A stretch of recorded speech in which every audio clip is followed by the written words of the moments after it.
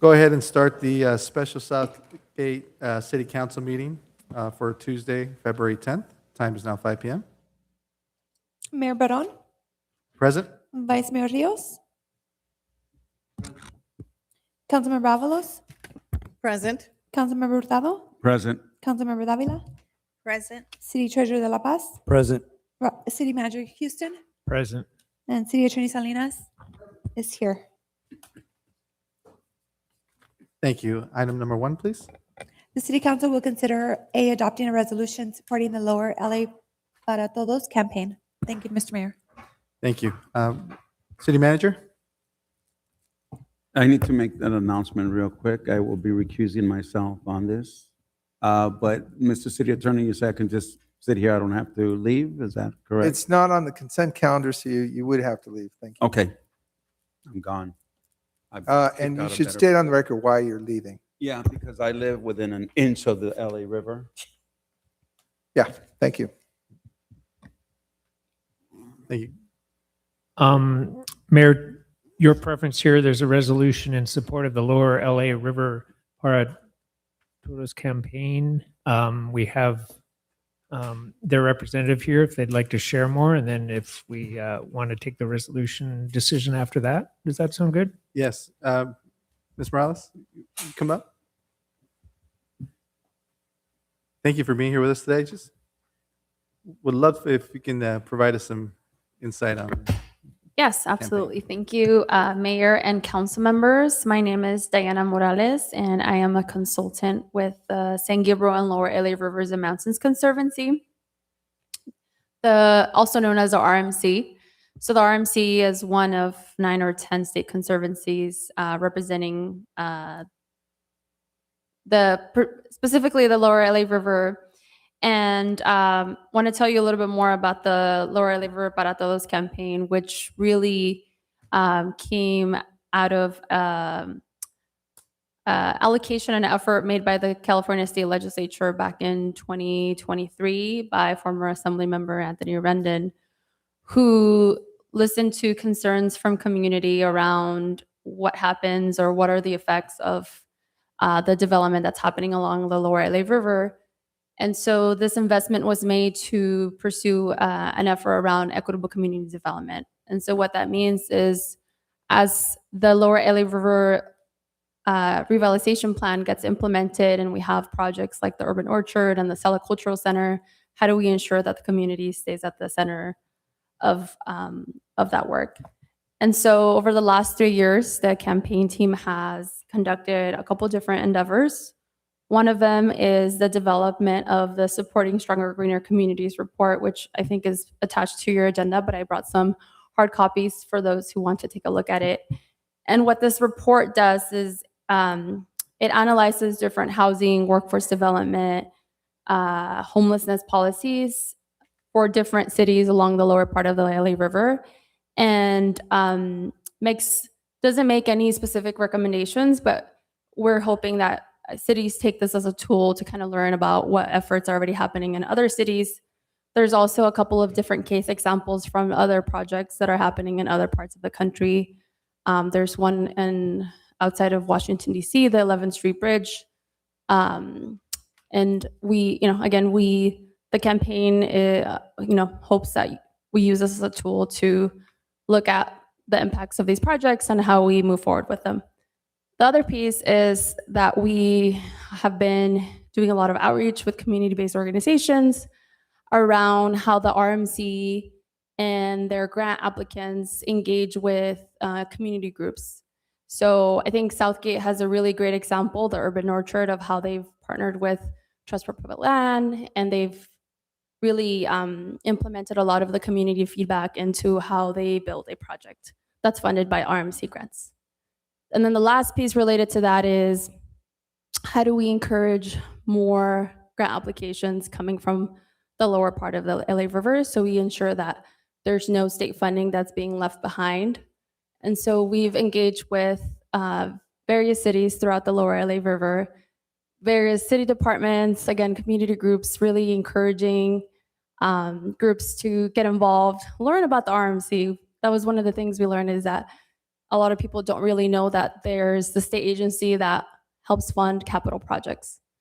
So that, in essence, sort of summarizes the work that we did with this campaign. And today, we're really happy to know that you're considering this adoption of this resolution, which really just affirms the city of Southgate's commitment to community and ensuring that community is at the center of all of the development that's happening along the Lower LA River. So happy to answer any questions and also share the reports. Thank you. And yes, when we spoke, I think, we saw that we have many programs or many projects that have come to us here down the LA River with the Urban Orchard. And hopefully one day we'll be able to see the Cella Cultural Arts Center be completed in the city of Southgate as well. These are projects that, have changed the environment. They have changed, what we can envision Southgate to be in the future. So definitely love the partnership. And when I was brought this by Vice Mayor Al Rios as a potential resolution to support as a city, I thought, well, this is definitely something that we need to jump on and really emphasize that we were a partner once, and we want to continue to be that partner in making the success for this program to be continued. But I'll go ahead and release it to our Councilwoman Avalos. Thank you, Mayor. First of all, Diana, nice to see you again. Nice It's to been see a you too. while. But thank you for the presentation. I think it's critical that we look at the environment that we are in to improve the quality of life of the residents, not only in Southgate, but of the whole Southeast LA region, because these projects do bring communities together. I'm often asked, hey, did you ever go into Cudahy? It's like, we lived in Cudahy. All of us, I think, could talk about the Southeast LA area and how we would visit family in each one of those areas. So there are no lines. Technically, this is all one region. So I appreciate the RMC for everything that they've done. They continue to do, not only for Southgate, but for the entire Southeast LA area. So thank you, and I look forward to supporting this. Thank you, Mayor. Thank you. Councilwoman Dahlia? Thank you, Mayor. Diana, again, thank you for the presentation. And also, it's always good to see you again. One of the good things about this program and bringing it to the community, that it's so grant-based, that we're not going to be using any of our general fund.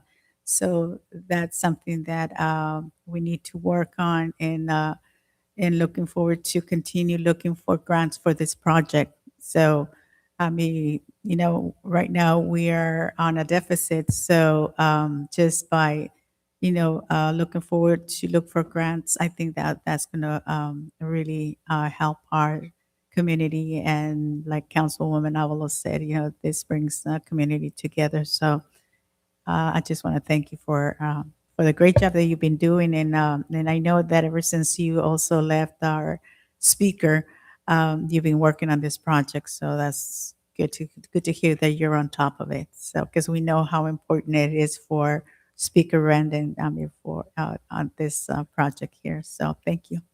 Thank you. Thank you, Vice Mayor. Thank you, Mayor, and thank you, Diane Morales, for being here. Appreciate you and the work you're doing to keep this dream alive of the Cella Cultural Arts Center. I mean, it's something that's been talked about the last several years, and I know that we want to be, a council wants to be supportive in terms of how do we rally support for it. I know the location is still an issue and funding, but you already have some good reserves to kick it off. So I know you have a committee also that's kind of working. So maybe we could get some updates. I know you're on the committee now. I know there's some issues from the community that we've heard that gentrification, that this project might cause.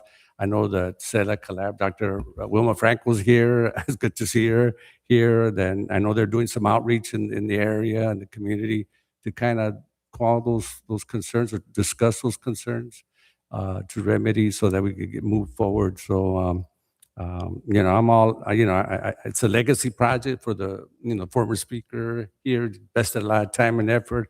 I remember the story he talked about coming in from Sacramento, and he looked at the northern part of the LA River, which is over there by what they call Frogtown, and that north of downtown, and how that one was a lot more lively. And then he'd come around here, the plane will come and circle, and nothing but concrete in our area. And so if we could turn this, and I think we did with some of the summer activities that we've had, festivals, movies at the park, and so I'm just, I don't know if I'll be up here. Some of us will be, but we're certainly kind of looking forward to this effort. So thank you for being here today.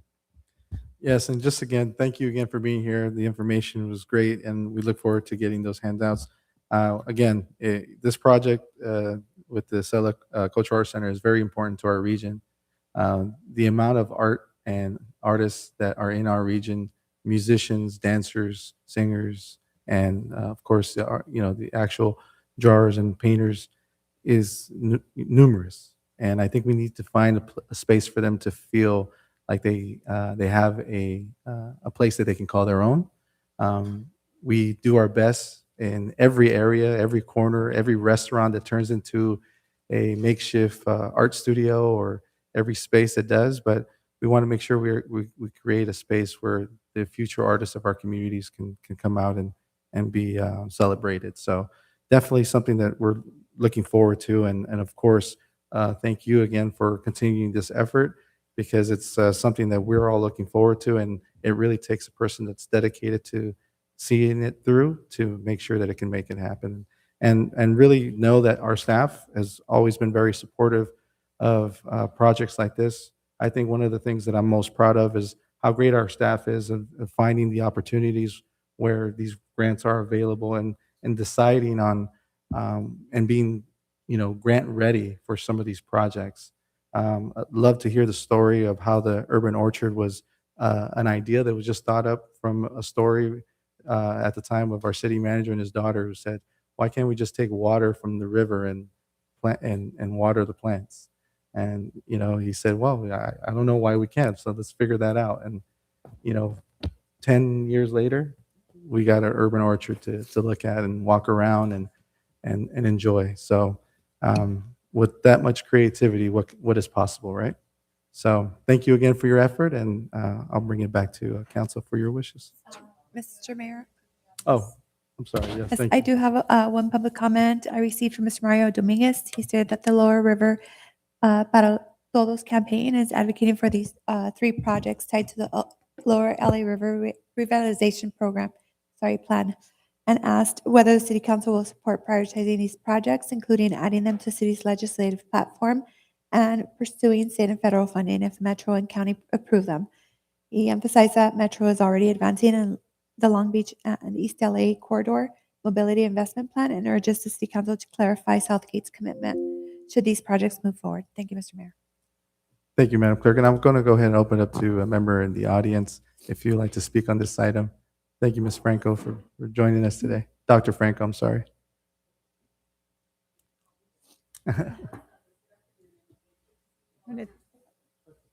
Just kidding. Okay. Buenas tardes. Thank you. Yes, I'm so grateful to be here, and thank you so much for your continuous support. I did want to speak on the item. This is something that, we had shared. We've been working on the Lower Para Todos. Can you please state your name for the record? Yes, I'm Dr. Wilma Franco, Executive Director of the Southeast LA Collaborative. Awesome. Thank you. But yes, we're fully supportive of this item. I know we shared with a number of council members the full report. There is a digital copy of it.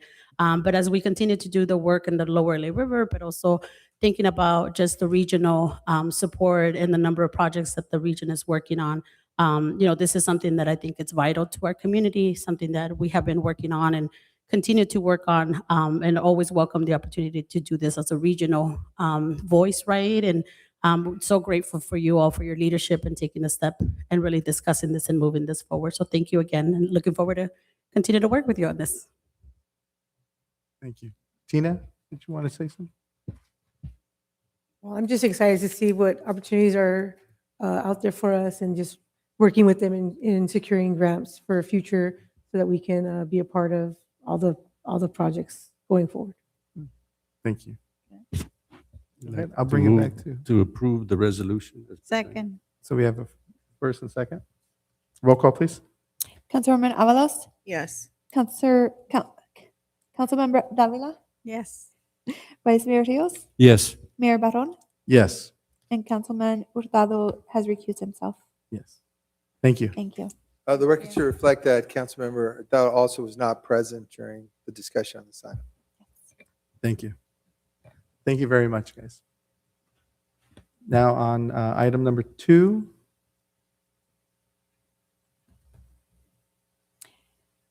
Thank you, Mr. Mayor. The City Council will consider approving a professional service agreement with Soccer Field Instruction Services and development of a Street Soccer USA facility at the Holydale Regional Park.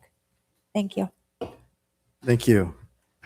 Tina, Before this she be you? says that, I just want to point out that you guys took a long time and I wasn't even here to interrupt, right? So, so this time you can't blame me. I I'll go ahead. I can kick it off. This Go is the follow-up of a presentation that the council had just recently about a great new opportunity for Holiday Regional Park with a partner called Street Soccer USA. They presented, you will recall, the council was interested in this partnership. So it took some time to build an agreement to see about how we could structure that. And I'll pass it over to Tina, our Parks and Rec Director, for some details. All right, so a couple of details. Thank you, Rob. Good evening, City Council. A couple of details is tonight, we're asking you to consider the approval of the agreement with Street Soccer USA. Also to authorize the city manager to finalize the terms of the license agreement. And also on there is to waive the building permit fees associated with the installation of the facility. Those fees come out to a total of $5,146.27. Just in lieu of all of the programs and activities and everything that's provided to our city. We feel like the staff feels it's warranted to approve or to waive those fees associated with that. So before you tonight is all the information on the agenda bill. I don't know if Raul wants to add anything on that. Yeah, the before you is an agreement, Mayor and members of the council. The agreement protects the city in a number of different fashions. It is our typical template for insurance, indemnity, and things of that sort. The concept is to install a artificial turf. The city will not be the owner of the artificial turf. The maintenance obligations will remain with Street Soccer USA. This program is intended to be at no cost to the city. The agreement is for a period of 5 years. It does allow the city to terminate the agreement with or without cause upon 180 days notice. So there's a 6-month provision in there. The agreement has 2 exhibits. One, Exhibit A, lays out the respective obligations of the parties, and Exhibit B is a license to use on a non-exclusive basis a portion of the Holydale Park. The license itself is still in the process of being put together, and the request of the council tonight is to authorize the city manager or his designee the ability just to complete the terms of the license consistent with the wishes of the council and in a form approved by the city attorney. I should add that a draft of this agreement has been reviewed by the CEO for Street Soccer USA, and they have delivered to us a signed version of the agreement. We're still making minor, non-substantive changes to the agreement, but it does protect the city along the lines that we discussed. And Luca, who was here before, is also present tonight to answer any questions the council may have.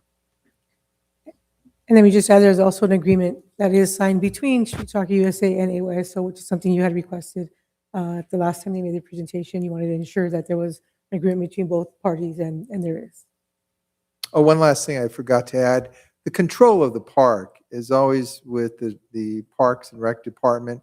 And likewise, the control of this program, the protocol, the rules, as this thing gets off the ground, that control will remain with the Department of Parks and Rec. We will have sole discretion to request changes if we think are necessary as this program develops here.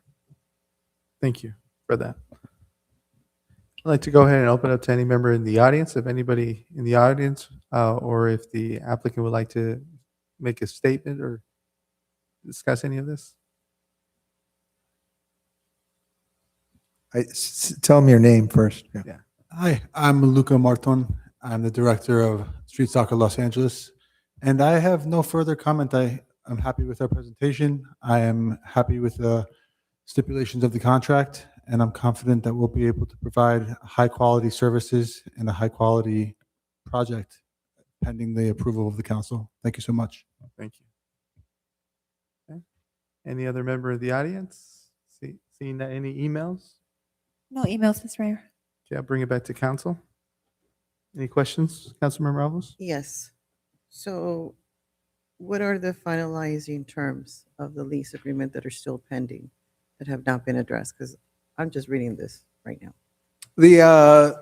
All the items have been addressed. It's just the license itself, attaching a picture of where the field is going to be located is really it. And then just authorizing the use of that space for the placement of artificial turf. The city needs to grant a license so that the artificial turf can be placed on that. And that's really all that's really missing here. Everything else is before the council, and the license is more or less just a pro forma document. Okay. Again, And it's not a lease, it would just be a license it itself. will just be a license? Yes, it's a non-exclusive license granted to be able to place the artificial turf at the park. The agreement is for 5 years. At the end of the 5 years, the city and street soccer can extend it for another 5 years if they'd like. If it turns out that the city doesn't want to continue with this program, at that point, the city can decide to accept the artificial turf as is, or the city can request that street soccer remove the artificial turf and return the site to the original condition it was as of now. I just have a question for the applicant, given the fact that it's artificial turf. I know of youth that have played on that and have gotten like burns on their skin. Are we going to be covered as far as liability and having them cover any injuries should any child get injured and not come after the city? Is that a question for me or for? Yes, for legal? both. Well, let me start Yeah. because to the extent that the injury is caused in connection with the delivery of the street soccer services, that lies with the responsibility of Street Soccer USA. The extent that it's really caused by the artificial turf or something there, that's why we do not take ownership of the artificial turf, nor do we control it. The maintenance obligations lie exclusively with Street Soccer USA. That's why we're just granting a license Okay, and not taking ownership of the actual turf. okay. So you do have insurance coverage? We do indeed. Okay. And it's also worth noting, I've seen a lot of terrible injuries on grass. And this turf is generally as high quality as you get, Okay. has a level of rubber beating that's really mitigates most of that turf burn and things that we've traditionally seen in the last 20 years around turf, but have had a lot of great evolutions within the space. That would just be my only caveat and concern. We for are kids. covered. We got you.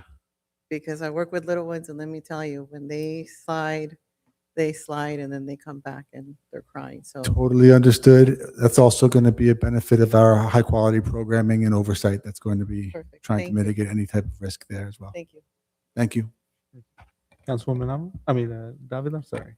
No, just comment, looking forward to working with your organization. And I can say that finally their AYSO is going to have a home where they can play their games with lights. So looking forward to this partnership. Thank you so much. We're thrilled to be partnering with AYSO. I think it should be on the record that we also have a contractual agreement with them as well, prioritizing their evening hours for practice. And Maria and I are in constant contact. Thank you. Councilmember Hurtado? I really don't have a lot. I mean, I was involved with a youth program that provided baseball, softball, and basketball, and the city does a really good job of partnering up with organizations like yourself And anytime we can bring some additional resources, particularly when it's at your cost, it's a beautiful thing.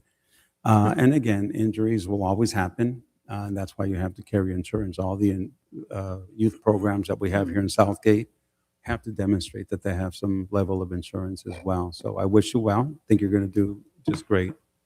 Thank you so much. We're really looking forward to this, and I think that everybody's going to look back and really feel great about this.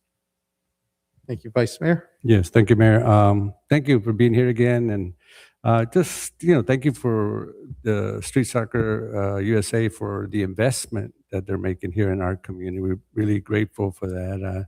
I'm kind of curious as what the time frame for getting it up. And the other thing is, because that park doesn't have a lot of, in the evening security. Are you securing that? Because there's a lot of like traffic. I mean, along the river, and so it's located there. How, did you prepare some to protect the property, basically? Yeah. Yeah, so over the course of this process, really over the course of the last 6 to 8 months, I have simultaneously been raising operational funds for the park, which include programming dollars, equipment charges, coach fees, and also security fees for people that are going to be ideally from the Southgate community. So this is a kind of twofold project in that we will be able to provide employment opportunities for stakeholders. So to answer your question, yes, we look at that as a general maintenance cost, and we will be offering coaching and maintenance positions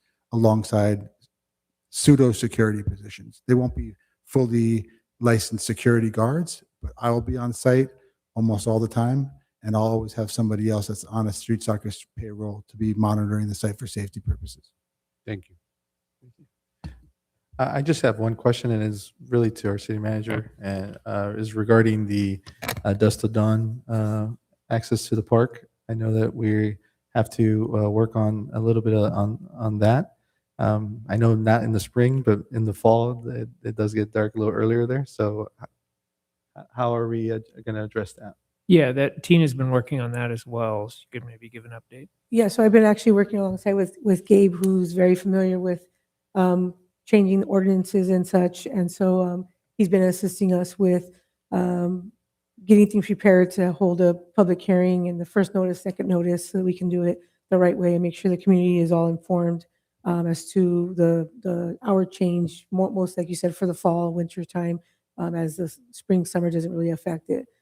So we are working on that, and that should be coming forward very soon. Great. And then also, just as a caveat, there was a lot of new grants that we've been seeing regarding solar lighting, especially for pathways for parks. So hopefully we can go out and be aggressive with some of those. If we are going to be changing the use of the park from dusk till dawn to something that can be operated at night, maybe we can light up the pathways for some of the runners that are running around there in the evening as well. So there's an opportunity to kind of expand on that grant, funding at that time as well. And also providing additional lighting out in that area where I know a lot of the AYSO players are asking for additional lighting in certain spaces. So might be a good solution for that. We'll look into it. Thank you. All right, bring it back to council. What are your wishes? Motion to approve A, B, Second. and C. If I could, Mr. Mayor, just make a modification to the recommended actions here. Sure, no problem. It's still consistent with what we posted here, but the approval here would be to the professional services agreement, which was attached to the agenda bill. We referred to it in the action item as a license agreement, but it's a professional services agreement, which has as a part of it a grant of a license as part of the exhibit there. So I would make that minor change on recommended action A. B is to authorize the city manager or his designee to finalize the terms of this agreement, including the grant of the license. And then the request is to waive the building permit fees, any permit fees which we have anticipated would be approximately $5,200 that are incurred with that. And consistent with the council's general authorization, all in a form approved by the city attorney. So I would ask that that be the motion for tonight's consideration on this So item. that would be the motion. And I'll second that. Thanks. Roll call. Councilmember Avalos, Yes. Councilmember Hurtado, Yes. Councilmember Dávila, Yes. Vice Mayor Rios, Yes. Mayor Barron. Yes. Thank you. Motion passes. Congratulations. Thank you. Thank you Congratulations. so much. Welcome. Welcome to Very much. Southgate. We are very grateful and very excited. Thank you so much. Thank you. Thank you, Luca. Okay, now closed session, Madam Clerk? We have item number 1, conference with legal counsel pending litigation. Pursuant to Government Code Section 54956.9A, 54954.9B3C, 54956.9D14, A, Scottsdale Insurance Company versus City of Southgate et al. B, Meredith Elguera versus City of Southgate, County of Los Angeles et al. C, Gavina Galaz versus City of Southgate. And item number 2, conference with Chief of Police pursuant to Government Code Section 54957A. Thank you, Mr. Mayor. Thank you. Mr. City Attorney, anything to? Item number A is a claim for property damage. Item number B is an employment-related matter. Item number C is a proposed settlement involving a sidewalk claim. Item number 2, conference with chief of police. This section of the Brown Act allows the city to have a conference with the chief of police when there are certain conditions that are met. And they involve general threats of safety, and so we're allowed to discuss those with the chief of police in closed session. That's what we'll be doing. Okay, thank you. I'll go ahead and open it to any member here in the audience. Seeing none. Any emails, Madam Clerk? Yes, I have one email or two. One for item 1B from Mr. Mario Dominguez, who urges the city council to compensate Ms. Elguera for the amount she is seeking, citing her extensive overtime, dedication, and role as key anchor of the Community Development Department alongside her long-serving staff. He questioned the fairness salary decisions, noting that Ms. Elguera had denied pay clarity while subsequently directors received higher compensation, and asked council to do the right thing and pay her what she's owed.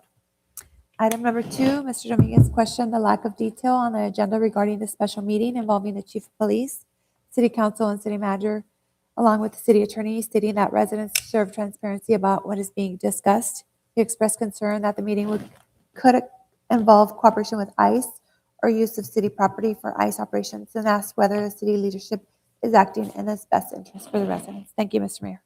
Thank you. We'll go ahead and go to closed session. Thank you. Mr. Mayor, just so that we know, there's not an ICE-related topic in closed session. Okay, Thank thank you. Thanks for that clarification.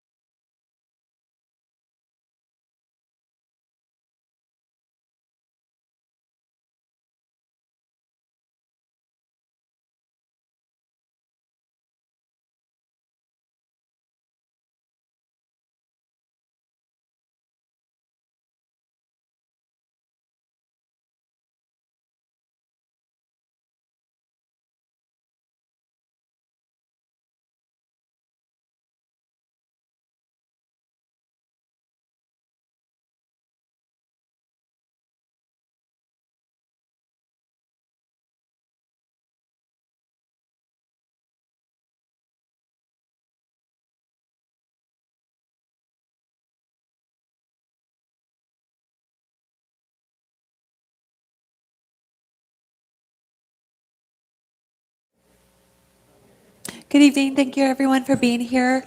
Council's still in closed session. They announced that within 10 minutes they'll be out. Thank you for waiting.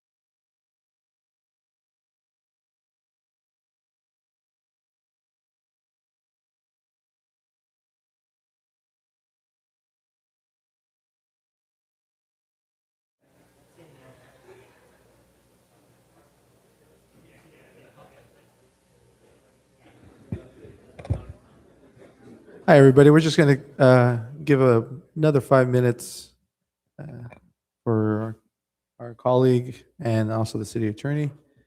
And then in the meantime, if you need to have translation, if you can just raise your hand and I can have somebody walk around giving the earphones for translation. Si necesita los earphones para traducción, puede levantar sus manos para poder darse los earphones.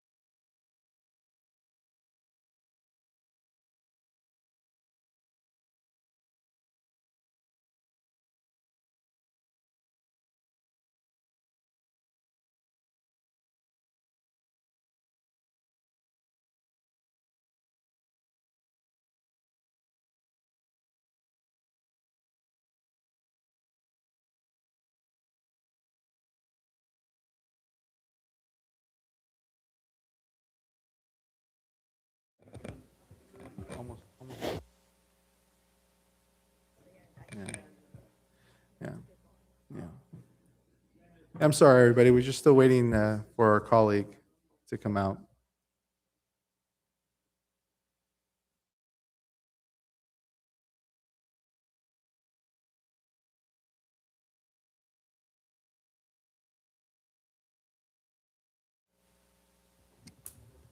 Just before we start, just to make the announcement for the Spanish translation. Si hay personas que necesitan traducción en español, ¿hay alguien más que necesite traducción en español para que se les dé un audífono? ¿Ya lo tienen? Ah, qué bueno. Gracias. They already have it.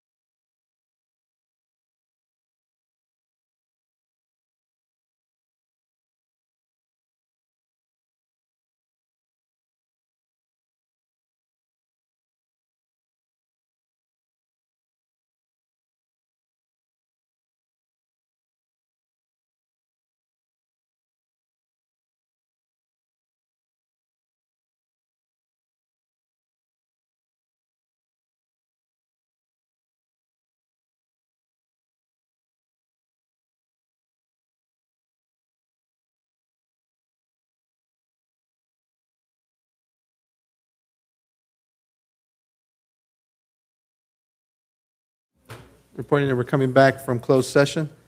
Go ahead and report back. Yeah, thank you very much, Mr. Mayor. In closed session, the city council had a discussion with legal counsel involving 3 cases of pending litigation. Item number 1A, Scottsdale Insurance Company versus City of Southgate is a property damage claim on a motion made by Councilmember Hurtado and seconded by Councilwoman Davila on a vote of 5-0. The City of Southgate authorized the defense of that matter by the city attorney. Item number 1B, Meredith Elguero versus City of Southgate. This is an employment law matter on a motion that was made by Council Member Davila and seconded by Council Member Hurtado. And on a vote of 5-0, the City Council authorized the defense of that matter to be represented by outside counsel in that case. On item number 1C, Gabina Gales versus City of Southgate. This is a claim involving a fall on the city sidewalk. There was a motion made by Mayor Barone and seconded by Councilmember Davila, and on a vote of 5-0, the City Council authorized a proposed settlement of that case. The amount of the settlement is not being discussed at this time under the Brown Act because it is not yet finalized. It will be disclosed consistent with the Brown Act. Lastly, on item number 2, conference with Chief of Police pursuant to Government Code 54957A. This section of the Brown Act allows the City Council to have a discussion with the Chief of Police on matters involving threats of safety, which are considered to be confidential and can be discussed in closed session. Following the presentation by the Chief of Police, there was no action or vote taken by the City Council upon the conclusion of that presentation. There were no other matters discussed in closed session, and that completes my report. Thank you, Mr. City Attorney. Go ahead and open up to any member here in the audience. If you have any questions regarding the 3 items from closed session, I'm sorry, the 2 items in closed session, please come up. Seeing none, any emails, additional emails? No emails. All right, thank you, Madam Clerk. Go ahead and make a motion to adjourn. Motion to adjourn. We have a motion and a second. We're adjourned.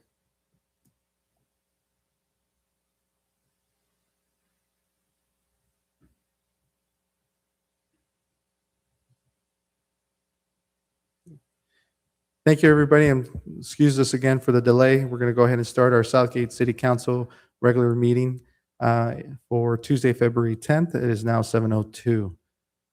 Madam Clerk, roll call. Mr. Mayor, if we can do the invocation and pledge of allegiance. Thank you. Yes, Thank you. the invocation will be led today by Tina De La Rosa, and then our pledge of allegiance by Officer Mendez. Please stand and bow your head. Dear Heavenly Father, we just come before you again tonight, Lord, and just asking you just to be with us, Lord, grant us clarity of thoughts and just every decision that's going to be made here tonight, and just give us the wisdom, and just thank you for the opportunity that we are allowed to just serve this wonderful city, Lord, and just help us to make every decision just the best a decision that we can make possible. And we ask these things in your name. Amen.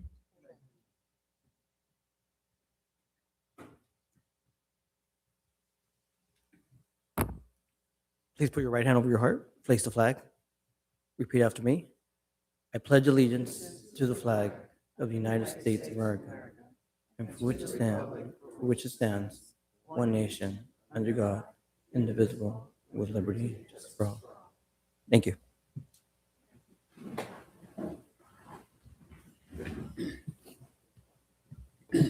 Thank you, Madam Clerk. Mayor Barron, Present? Vice Mayor Rios,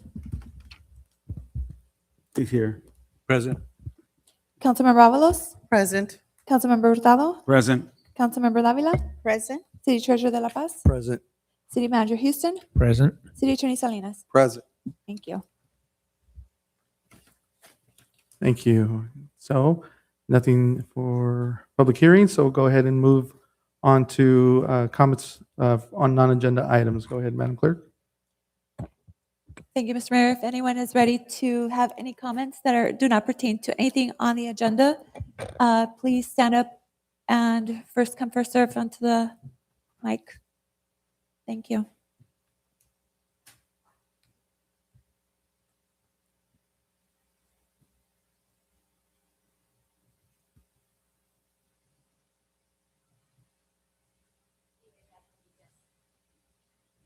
Irelia Domínguez Oseira.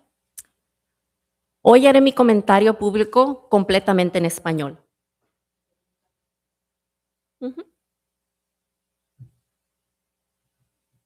Hoy haré mi comentario público completamente en español. Today, my comments will be completely in Spanish Para honrar a mis vecinos y miembros de la comunidad so that I will save my neighbors of the community que solo hablan español o lo prefieren, that only speak Spanish or prefer that. ya que sean votantes activos, And since they are active voters, residentes documentados documented residents, o residentes indocumentados, or undocumented residents, todos contribuyentes a nuestros impuestos de la ciudad de Southgate. all contributing to our taxes for the city of Southgate. Cada voz es valiosa y en una verdadera democracia. Each voice is valuable in democracy. Quiero compartir algunas de las barreras I want to share with you some of the barriers que este concilio y la ciudad de Southgate that this council and the city of Southgate ha establecido has established a privar a la comunidad in avoiding to deprive residents, a la comunidad, the community, the community, de habla español, Spanish-speaking community, para que puedan participar so that they can participate en estas reuniones. in these meetings. En este momento At this moment, hay peligro there's a danger por el clima político. due to the political climate. Muchos que hablan español Many people that only speak Spanish tienen miedo real have fear, real fear, de ser catalogados to be categorized como indocumentados. as undocumented. La policía de nuestra ciudad Our police for our city ha dejado claro has clearly stated que no brindará apoyo not bringing support durante un secuestro federal. during none of the federal kidnappings. Número 2, Number two, la agenda publicada los jueves anterior the agenda that was published last Thursday no está disponible en español. is not available in Spanish. Eso impide That then doesn't allow que un miembro de la comunidad for community members que solo habla español that only speak Spanish esté preparado be prepared para hacer un comentario o sugerencia. to make a comment or a suggestion. Se podría responder It could be answered que no es un requisito legal, that is not a legal requirement. pero estos tiempos, But during these times, injusticia legal unlawful En these times injustice. of unjust legal matters, Okay. ustedes tienen el poder You have the power de presentar una moción to present a motion para que esta agenda so that this agenda esté disponible may be available para brindar acceso to bring access a los miembros de nuestra comunidad. to our members of our community. Punto número 3.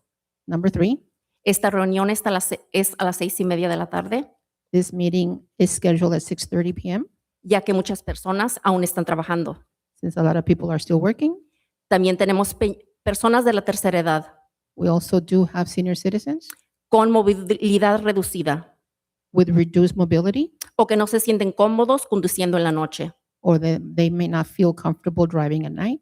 Nuestros vecinos de habla hispana Our neighbors who only speak Spanish son parte valiosa de nuestra comunidad are valuable members of our community y deberán tener la oportunidad de compartir su opinión. and should be allowed to share their opinions.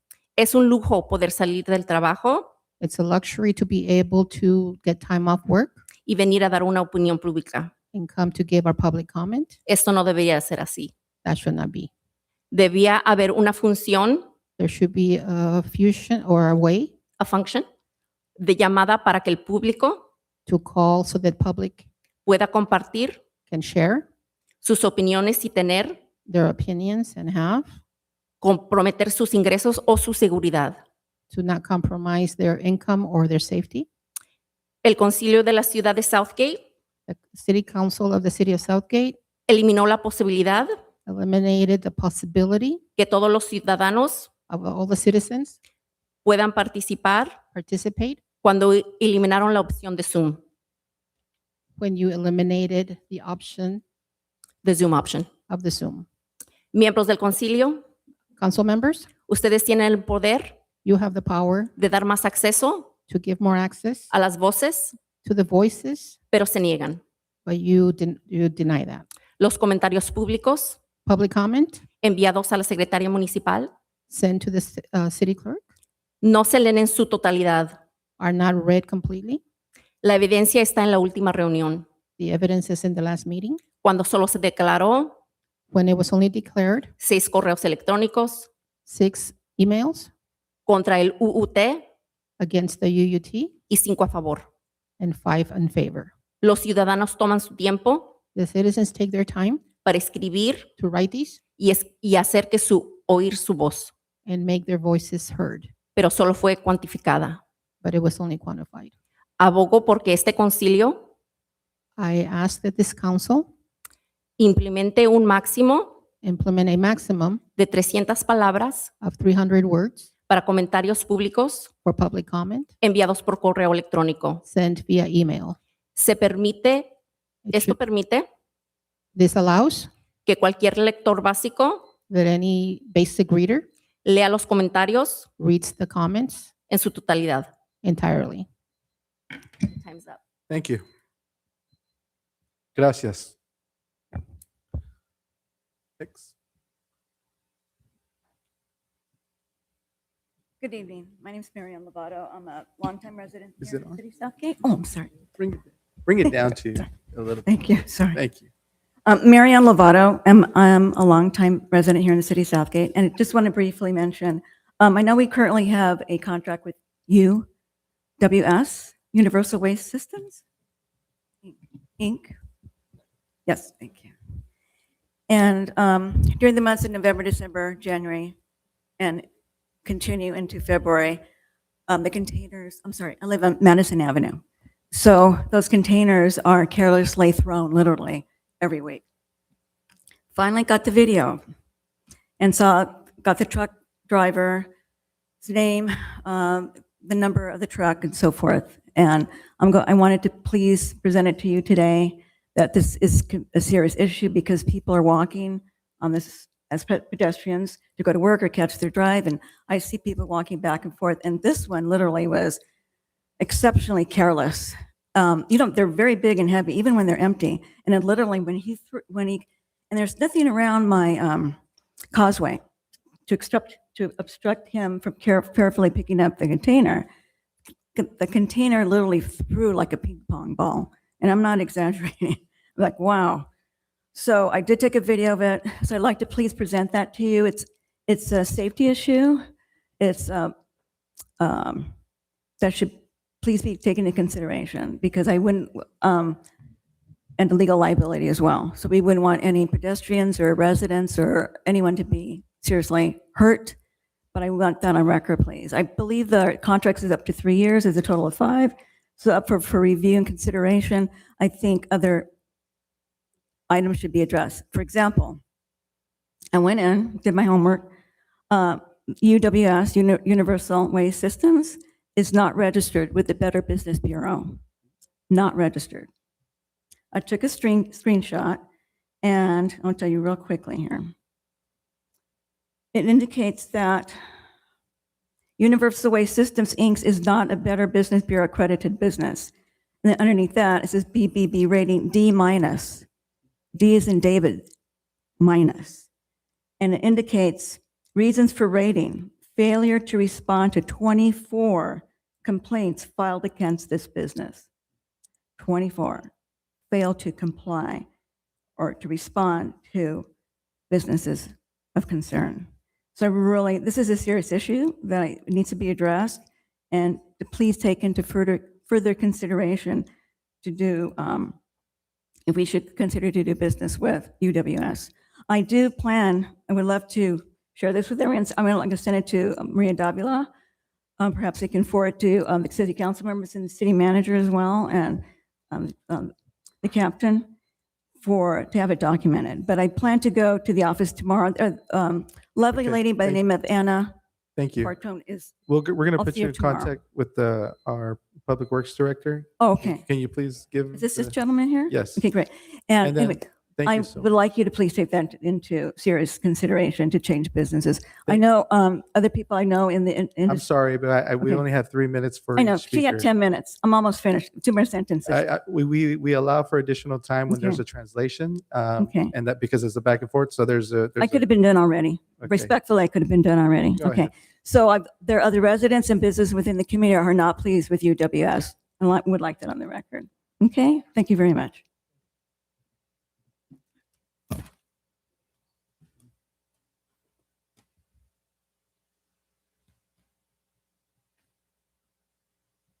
Next speaker.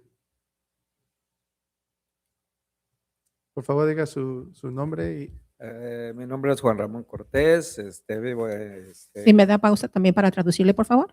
¿perdón? Si me da pausa para traducirle. Se puede quitar los audífonos mientras Oh, hacemos esta parte. El problema que traigo yo es The que problem that I'm here with, en la calle que yo veo que es en la South Lake, I live on South Lake, entre la Southern y la Wood, between Southern and Wood. hay un problema en las vías, hay mucho, There's a problem that we're eh, facing along mucha the railroad. hierba.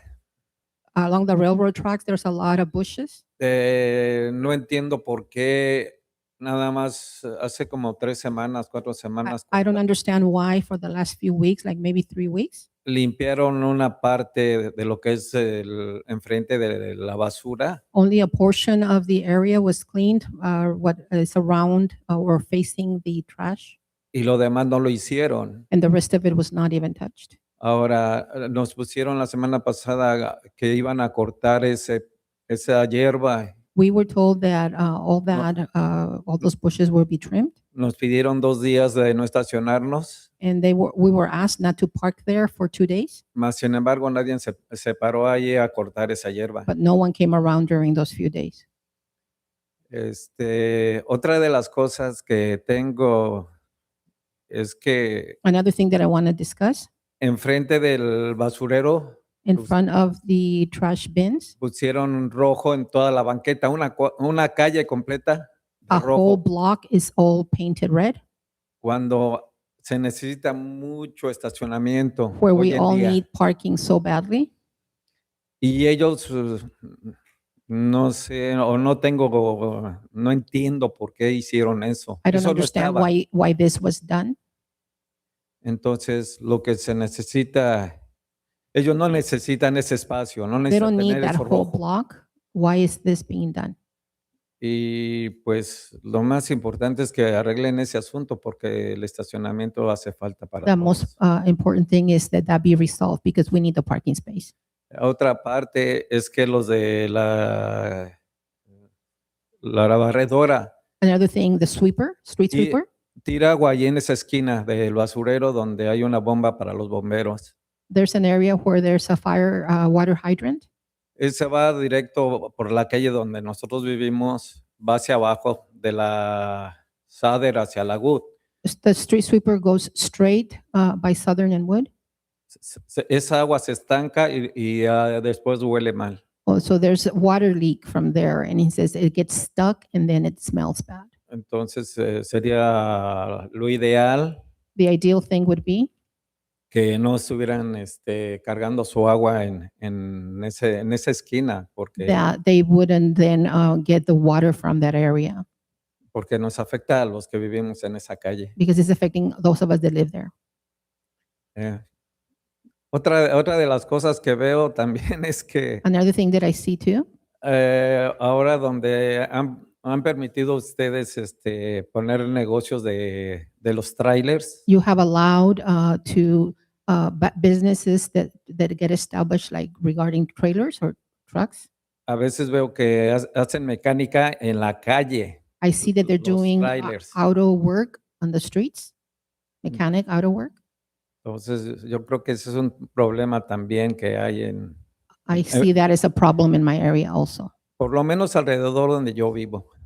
at least the area where I live. Y pues ese es todo mi comentario. That's all for my Gracias. comments. Thank you.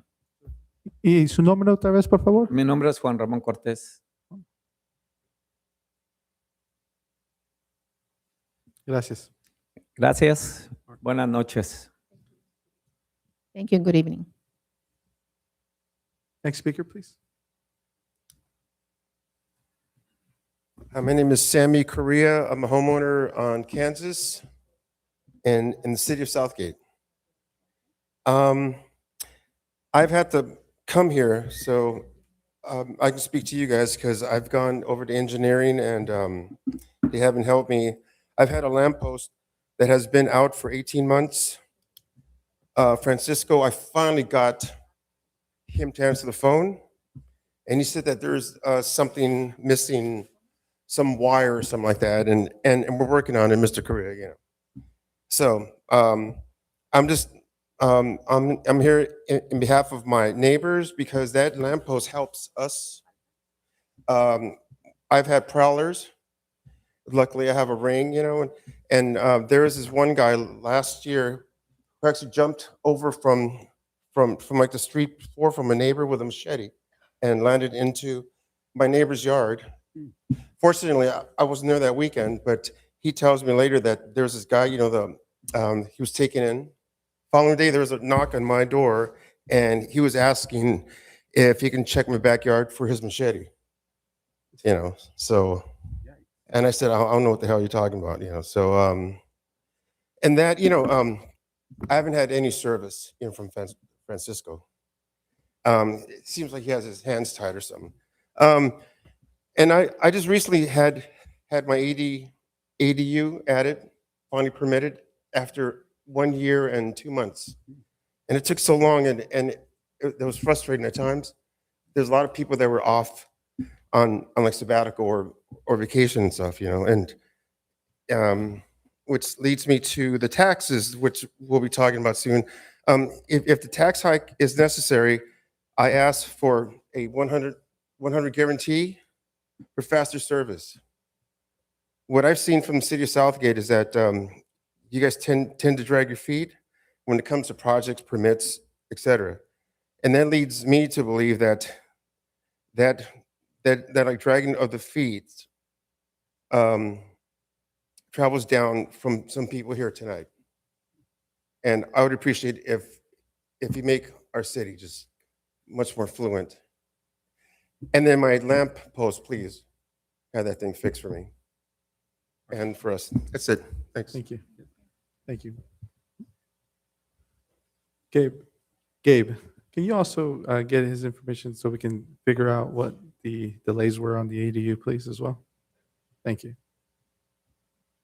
Sammy. Sammy, Delegate. okay, go ahead. Nothing. Buenas noches. Good evening. Bájalo. Yo hablo fuerte.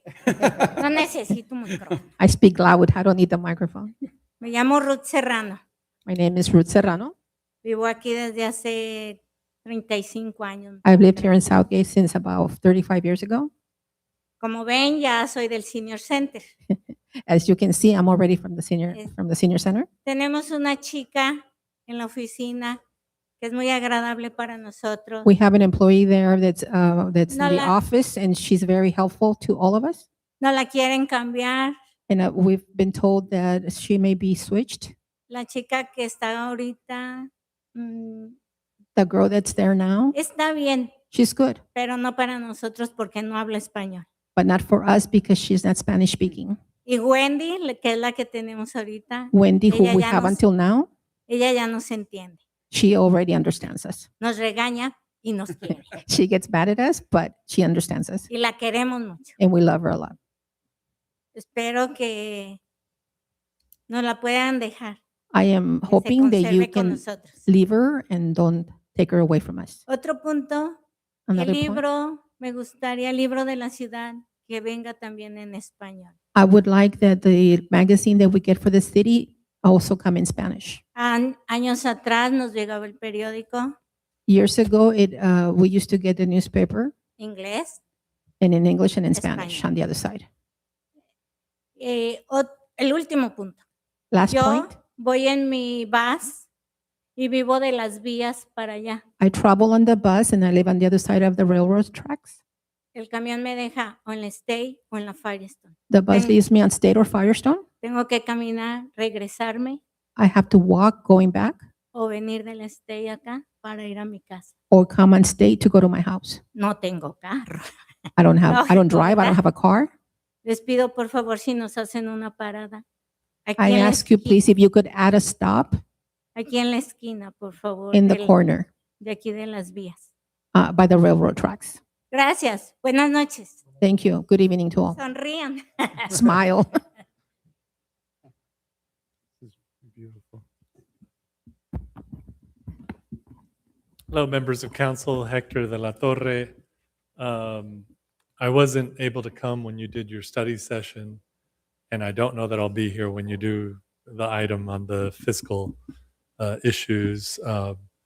And I'm speaking just as a person, not as my other job.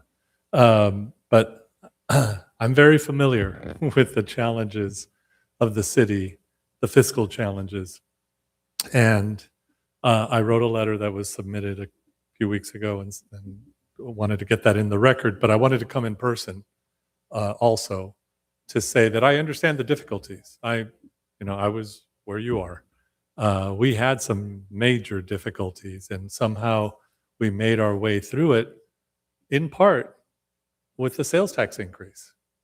That's how we got out of the mess after the corruption in this town, because they had left us on our knees. And so I understand the need to do this, to put a utility users tax in front of the voters. We did the same thing. We put it in front of the voters. In a democratic society, that's what we do. I'm not saying you make the decision. I'm saying put it in front of the voters. Let the voters decide. I, for one, would be supportive of that because I care too much about this city to let it dwindle and get just picked apart fiscally. I've seen the numbers. They're real.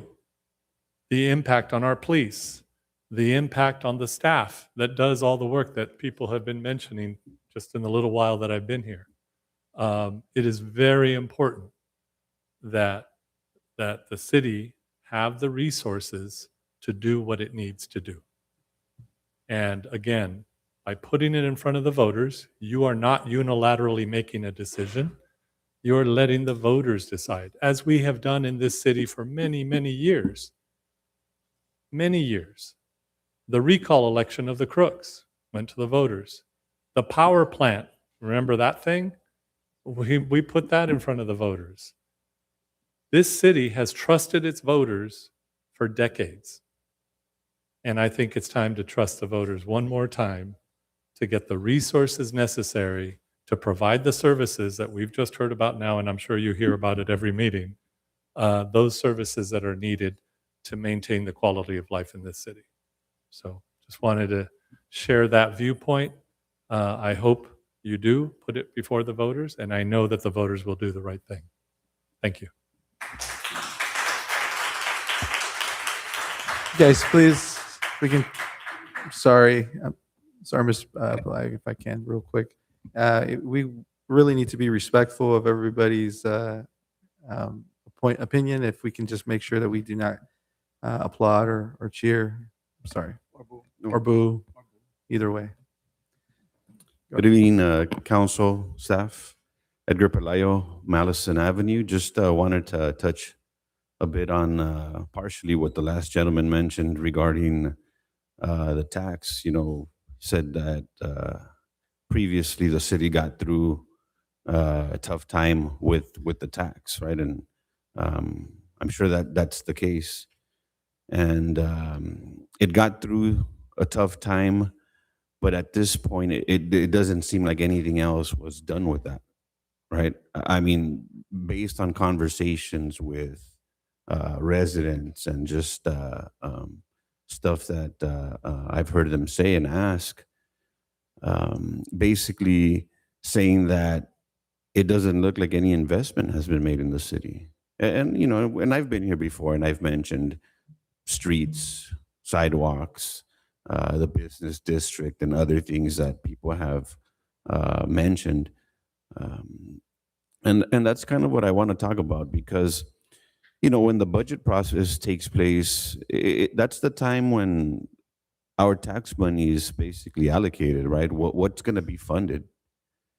And if we look at what the city looks like now, for example, with some of the things that are done or not done, you'd ask yourself, what was really budgeted? That's really the big question that a lot of the residents have brought up. Like, where has the money gone? So we get what we budget for, right? If we stick to the plan, then whatever was budgeted should be there.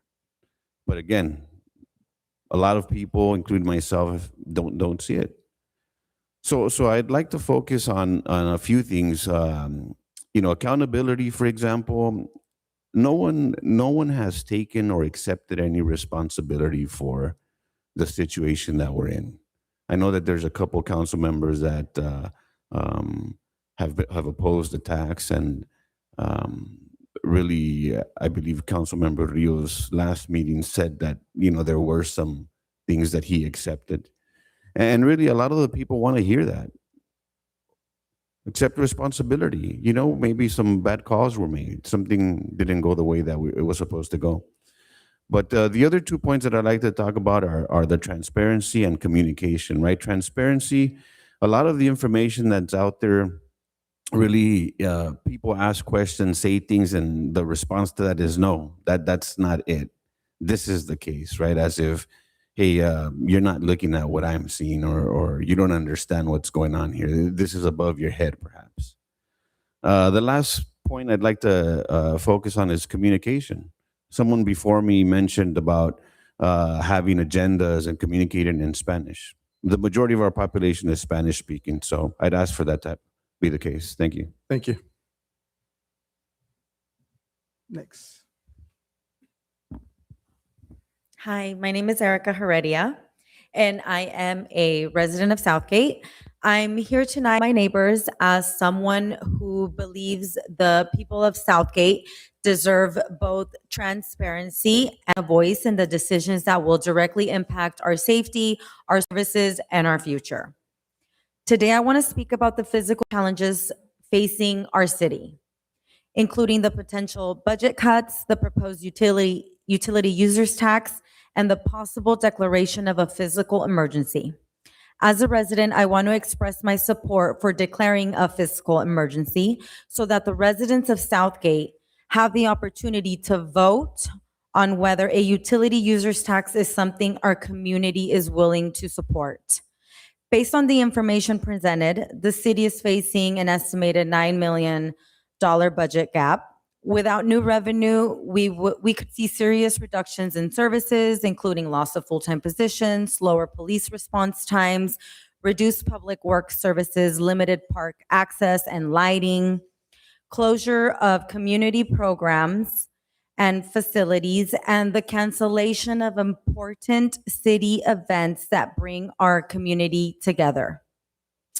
On the other hand, a voter-approved utility users tax would generate the funds needed to help maintain current service levels that residents depend on every day. I believe the people of Southgate deserve to be fully informed and to participate directly in decisions that will shape the future of our city's services and public safety. This is not simply about money. It's about giving residents a voice and preserving the services that keep our community safe, clean, and functioning. I respect and encourage the council continue prioritizing clear communication and to allow residents the opportunity to vote and be part of the solution. At the end of the day, the future of Southgate belongs to its residents, and I respectfully ask that you give us the opportunity to be informed, to be heard, and to vote on the decisions that will shape our community for years to come. Thank you. Please, no, thank you. Hi, my name is Veronica Hurtado. I'm a long time resident of Southgate. I support Ms. Heredia's statements, and I also support for us residents to be allowed to vote on the taxes. I think it would help a lot because it has helped a lot in the past. Thank you. Thank you. Can you, just for the record, we're not related, okay?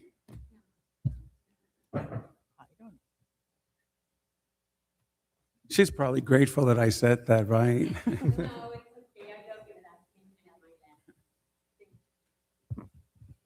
Good afternoon. My name is Maria Cortez. And first of all, I would like to thank everybody that helped out for our AYSO kids to continue practicing during our tournaments. Thank you very much for getting us the fields to practice.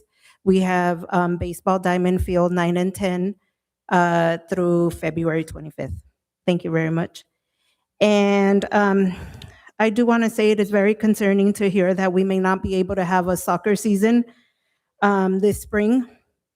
We have been informed that, permit approvals will not be finalized until February 24th, which places us in a difficult position. In order to properly prepare for the season, we must order uniforms and complete other necessary preparations in advance. It was my understanding that any impact would not take an effect until spring 2027, not that the start of 2026 season. We are hopeful that a solution can be identified sooner, I am for UUT, and I know people don't want to hear that, but, anything to better the community again and have our kids play soccer and not be out there, involved in other bad things. So hopefully, we have our season started with 168 kids. We're up to over 450 plus kids. So, my goal was to raise it up to over 1,000, but if this is a huge impact, it's having an impact now. So hopefully, we can come up with that solution. And I just want to say thank you again for your time and consideration. And we appreciate everybody's support. Thank you very much.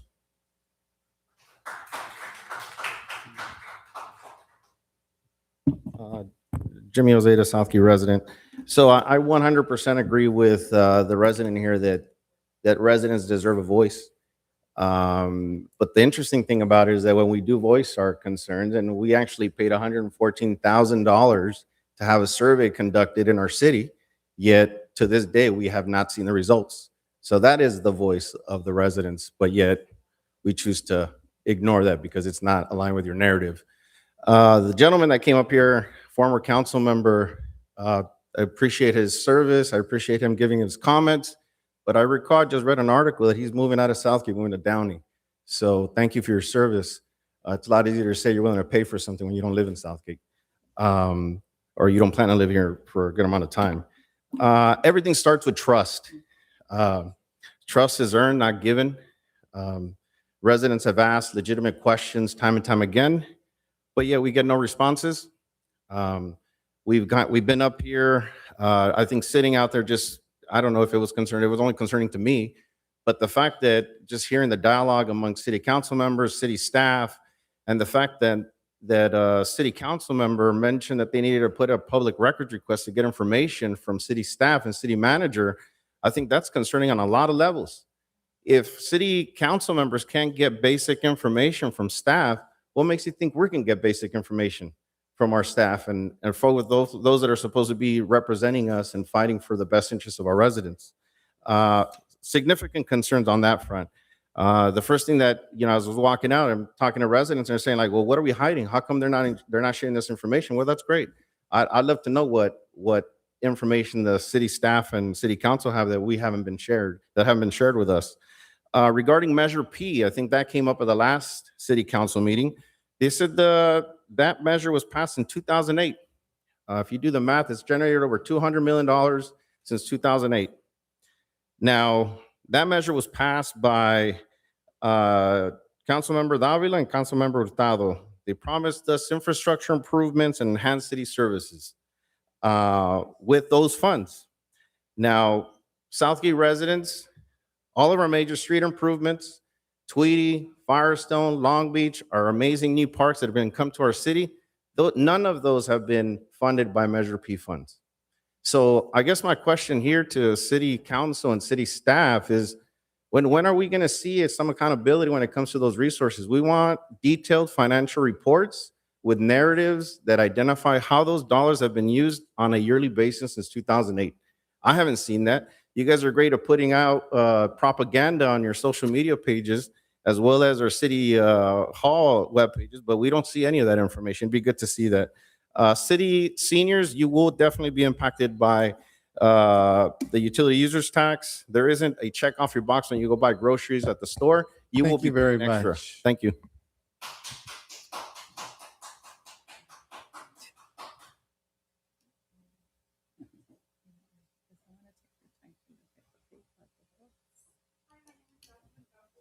Is it on? I'm sorry.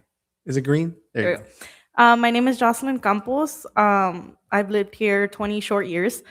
I wanted to also talk about the fact that you guys are planning on raising taxes, but that tax money has not been seen by me.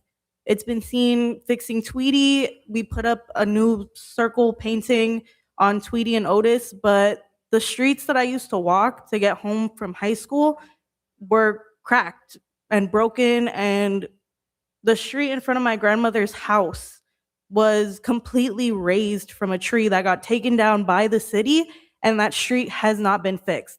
That sidewalk was not fixed after that tree got taken down. And it's a safety concern, not just for elderly, not just for children, but for everyone in the city that walks those streets. And it's not just a couple of streets, it's almost every street that I've seen. I've driven around Southgate as long as I've had my car, and I've seen broken streets, I've seen crooked sidewalks, and it's a public safety hazard that needs to be addressed by our taxes before we even discuss raising the taxes to fix these issues when our tax money has not been spent properly. Thank you.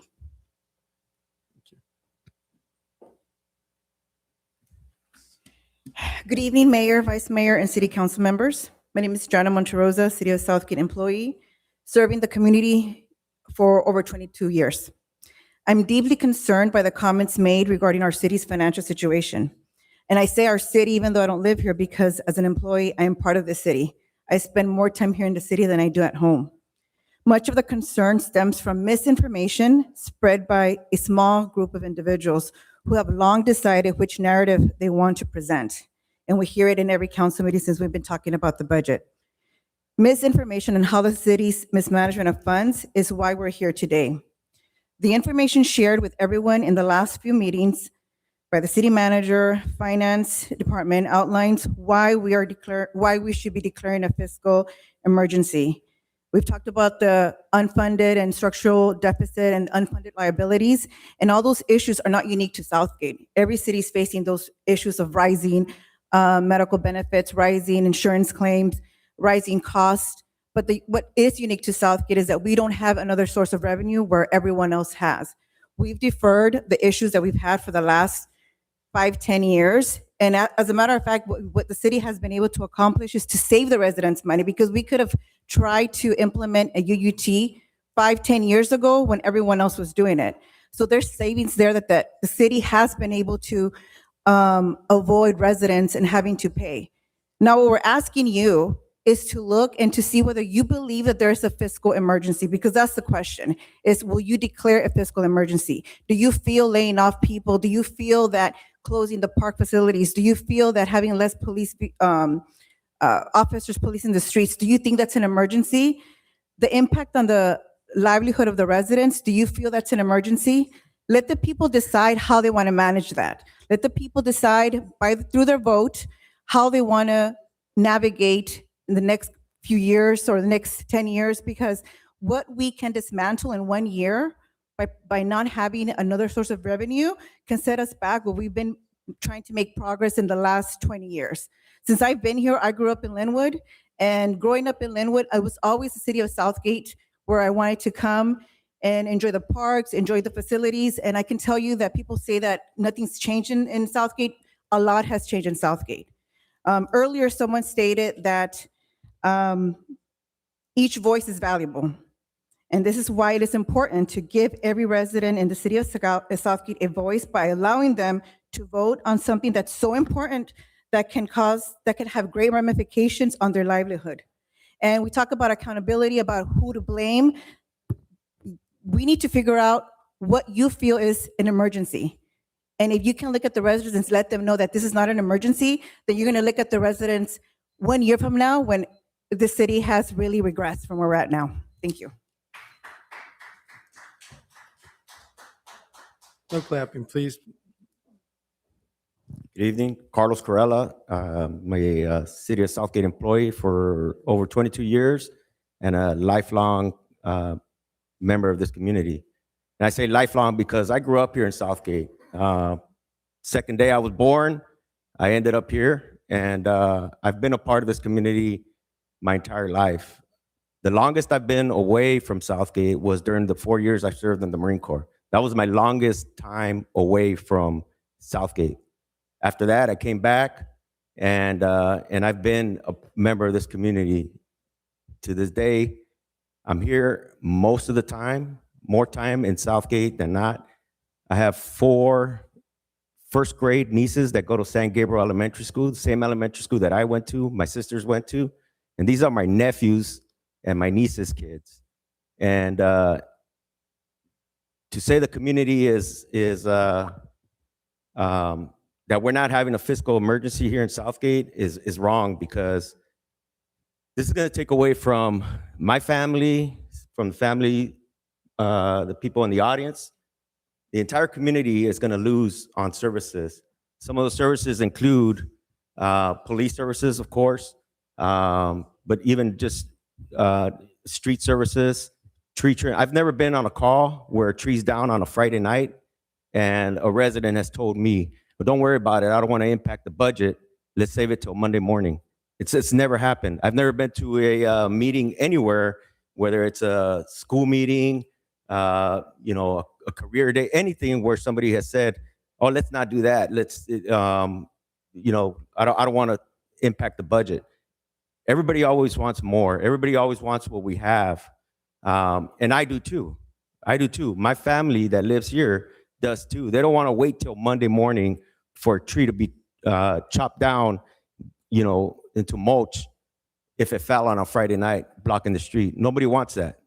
That's what's going to happen if we don't get this on the ballot and allow the residents, the community members to vote. So I urge you to really consider that. The community deserves that. Our residents deserve that. Our families deserve that. So let's allow them to make that decision. Thank you.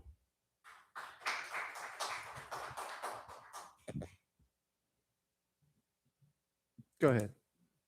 If anybody else wants to speak, please line up. Go ahead.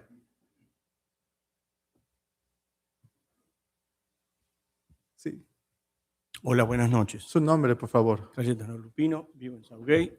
En En el micrófono, por favor. Perdón, vivo en la calle San Luis. I live in San Luis. Su nombre, por favor. otra vez. Lupino, presidente Lupino. Vivo hace 20 años y I've lived conozco a here la 20 ciudad years ago. de hace 40 años.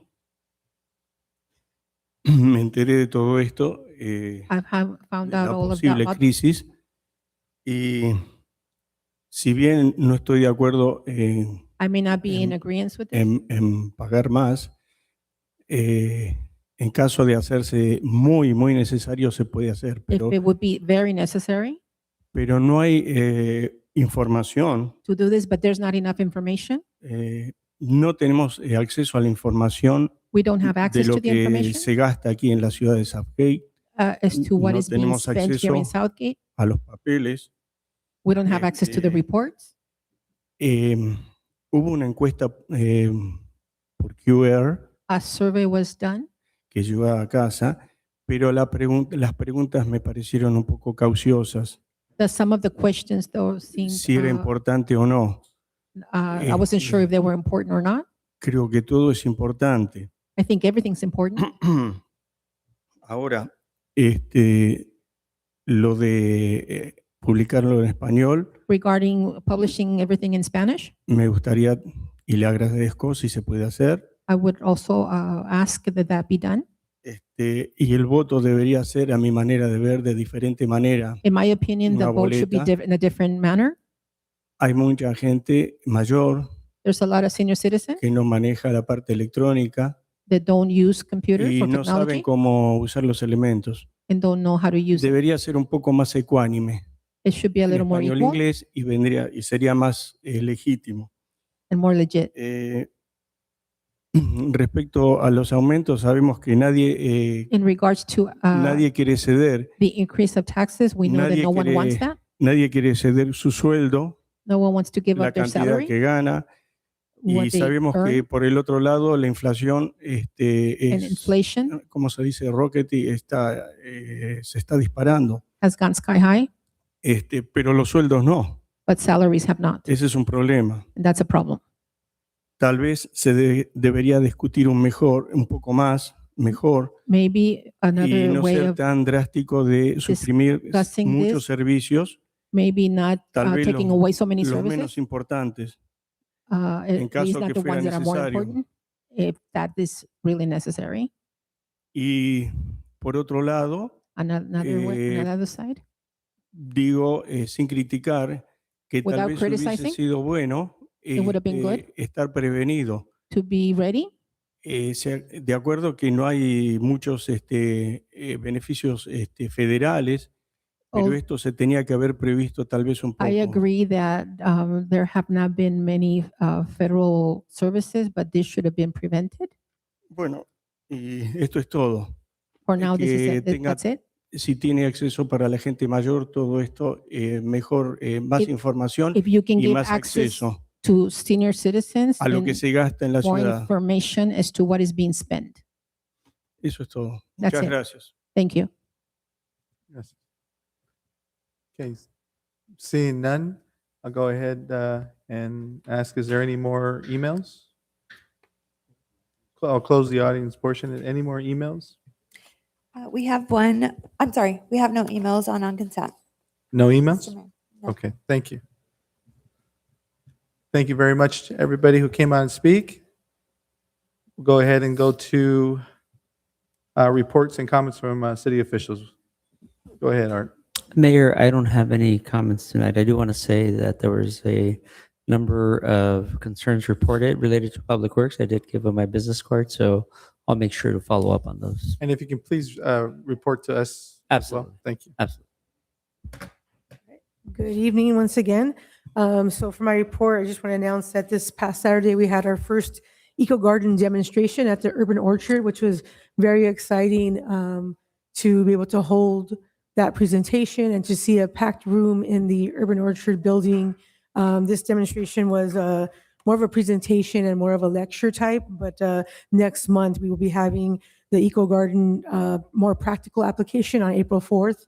And it's the second one of a series of, I believe, 6 that are going to be coming forth. So that's pretty exciting. Also, we have an upcoming golf tournament at the end of this month on February 22nd. There's still a limited space available. So if there's anybody interested in signing up, please do so. Also, our Spring Fit registration has started, and we're very pleased to announce that just in 1 month's time, we already have 375 runners registered. So we're definitely trending towards some historic numbers for our Spring Fit. So we're really looking at just surpassing our goal from the past. And then also our Easter Fest registration is taking place on February 23rd. So if you have any children from 2 to 17 that like to participate in our Easter Fest, make sure that you sign up on February 23rd at one of our sites, Girls Clubhouse, or one of the facilities. Thank you. Gabe? Thank you, Mayor and Member of City Council. Gabriel Perez, your Community Development Director. I just want to mention we do have a community open house next week. That's Wednesday, February 18th from 6 to 8 p.m. at the Southgate Civic Center Main Hall. That's on 8680 California Avenue. The purpose of the community open house is we're re-engaging in the Gateway District specific plan, trying to finish out that specific plan where we're developing a plan around the 59 acres around the future metro station as part of the Southeast Gateway line. And for purposes of the public, that's the future metro station that will connect between Southgate down to Artesia to the south, and then all the way down up to downtown Los Angeles. So it's a big opportunity for the city. We want to finish out that plan that last was being reviewed at the city in 2019. So we're re-engaging in that process and identifying what's changed since that time. Some of the plans by Metro have shifted. And so we want to have all the information available to the public, but also get the public's ideas. So we really welcome everyone to attend. There'll be translation for those that are Spanish speakers and refreshment. So again, next week, Wednesday, February 18th, 6 o'clock. Thank you. Good evening, Council. I have nothing to report. Thank you. Chief? Good evening, Council. I have nothing to report. Okay. City Manager? Yes, a couple of things. Just let everyone know that there were a couple questions brought up. One of them was about questions are being asked and no one's answering. I just want to reiterate, and I've done this over and over again, that I'm available to answer any questions. My finance director is available, and I've said this to the community. I think I've reached the 100 mark of community members that I've spoken to that have taken me up on that offer. I've personally asked the 2 gentlemen that repeatedly say there's questions being asked and they're not being answered. I've personally asked them 3 times directly to meet with me, and they have not. So again, I make the offer both to them and everybody else.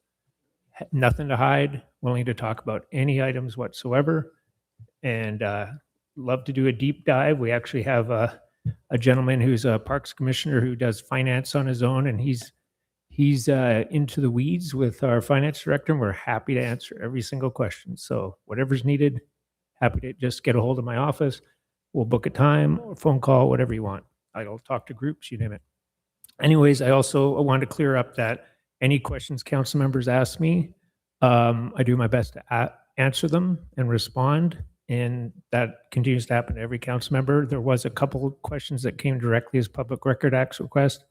They were never asked before. Those were referenced, so those never came to me directly. So I don't have an answer for why they did, but there's there's no need to do public record X request.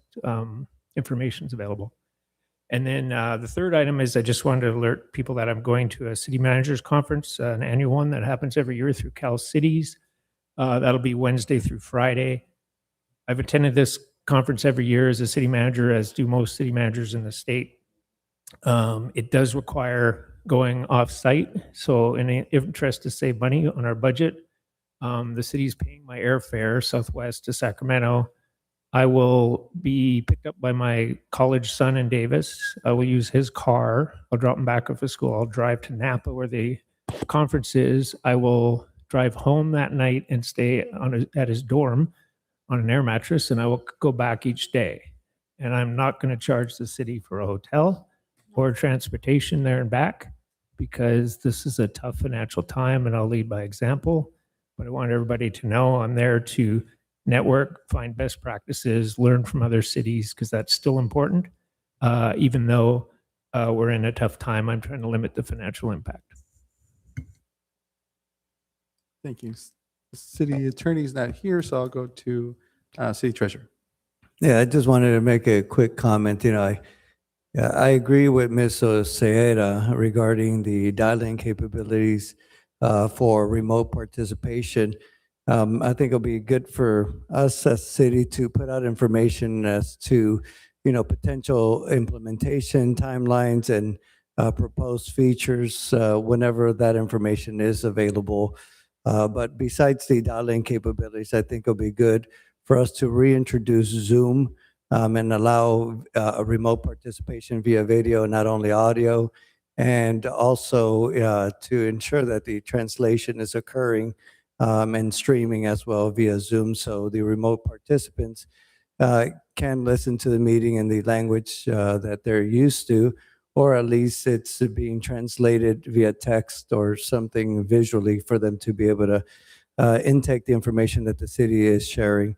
But we need to inform the community as those efforts are making the way forward, because we will have it this year. What are we going to implement? And the timeline is important for them to stay abreast of that. That's all. Thank you. Thank you. Madam Clerk?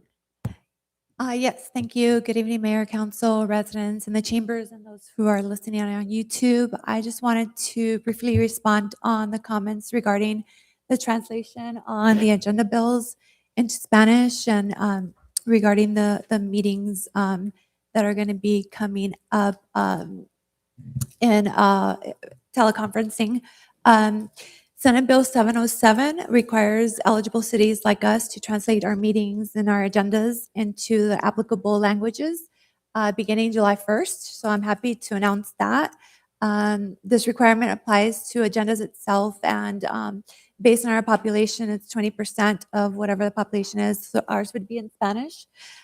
So because of the actual mandate, our office has already been preparing to implement that translation service onto the agendas, as well as looking at any options for teleconferencing as well. So while we appreciate the community's input, we also would like to let you know that we are doing things and already processing things to comply.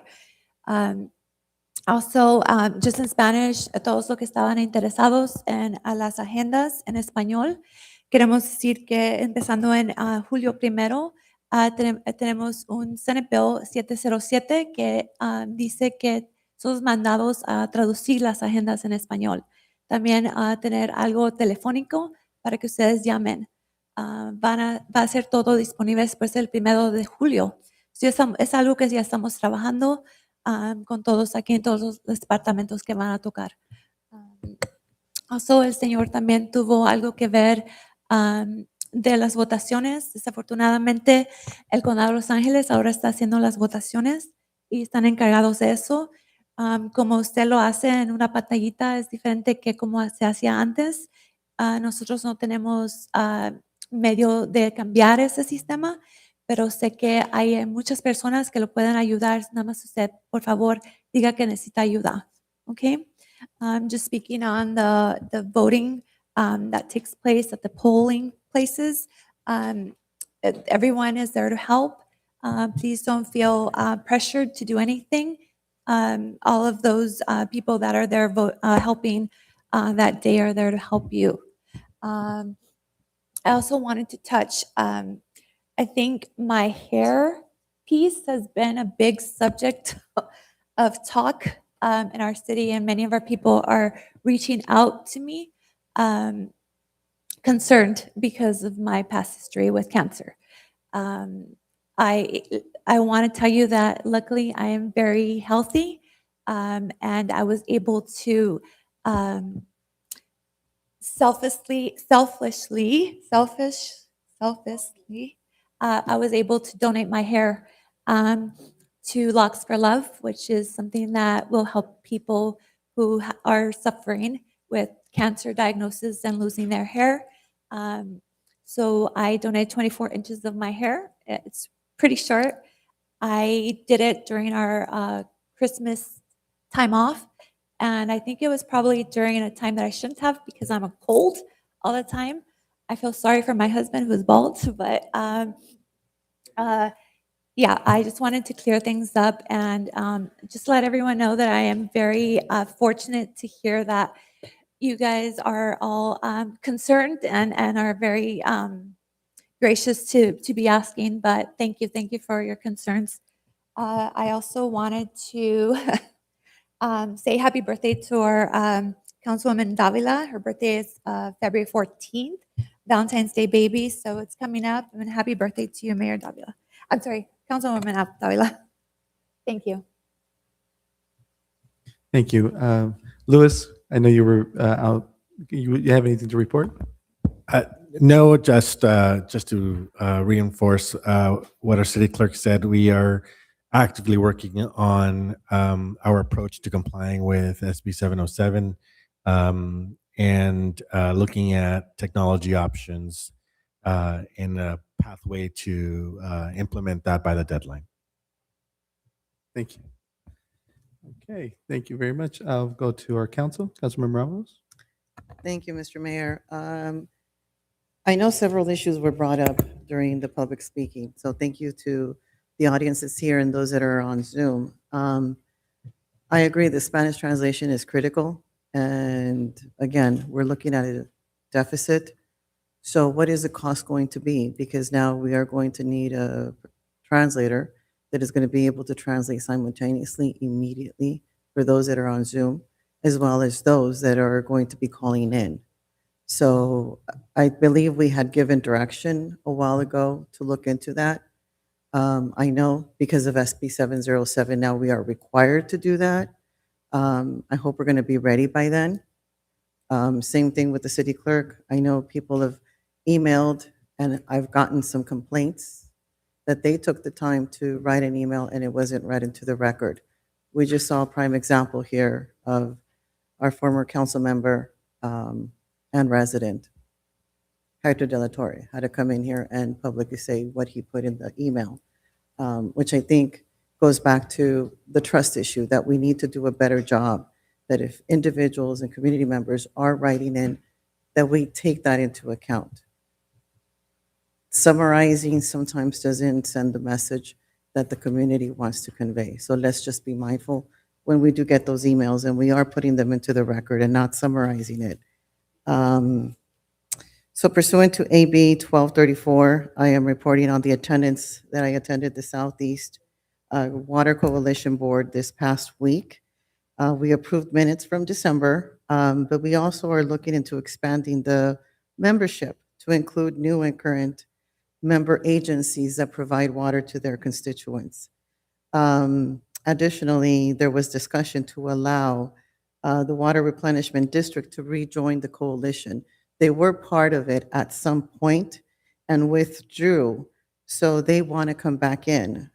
So I think it's critical that sometimes we understand the history as to why certain agencies leave certain boards. And so in this case, what the board decided to do is to look at the history and find out whether or not it would be a good recommendation to allow them to come back in, given the fact that they did increase our water rates, that now our residents are having to pay an exorbitant amount. I think is something that's questionable from the members that are on the board right now that have a lot of questions that need to be answered. I will also be attending the Greater Los Angeles Vector Control meeting that was scheduled for this Thursday, but has now been continued to next Thursday. There's been a lot of talk about the UUT. So today I want to speak about the reality that many of our community members are living through right now. COVID-19 hit our residents first and hardest. Many families lost, unfortunately, the head of household, leaving many children and small children behind, losing a loved one, especially a prime provider, is devastating. And for many families, healing has never truly had a chance to begin. Before stabilizing could be restored, we had the fires last January that wiped out the livelihoods of a lot of our residents. Those fires stripped income from workers whose labor is essential, yet often invisible, such as gardeners, nannies, home healthcare workers, and others who keep the cities running. Entire households lost the means of survival in an instant. Now our community is facing these ice raids, a further devastation to families with mixed immigration status. I know for a fact that children are living in fear. Parents have been taken. Families are being torn apart. Some children are suddenly being raised by aunts and uncles overnight without warning. Parents who once provided for their families now struggle to afford diapers and basic necessities. Many are afraid to leave their homes.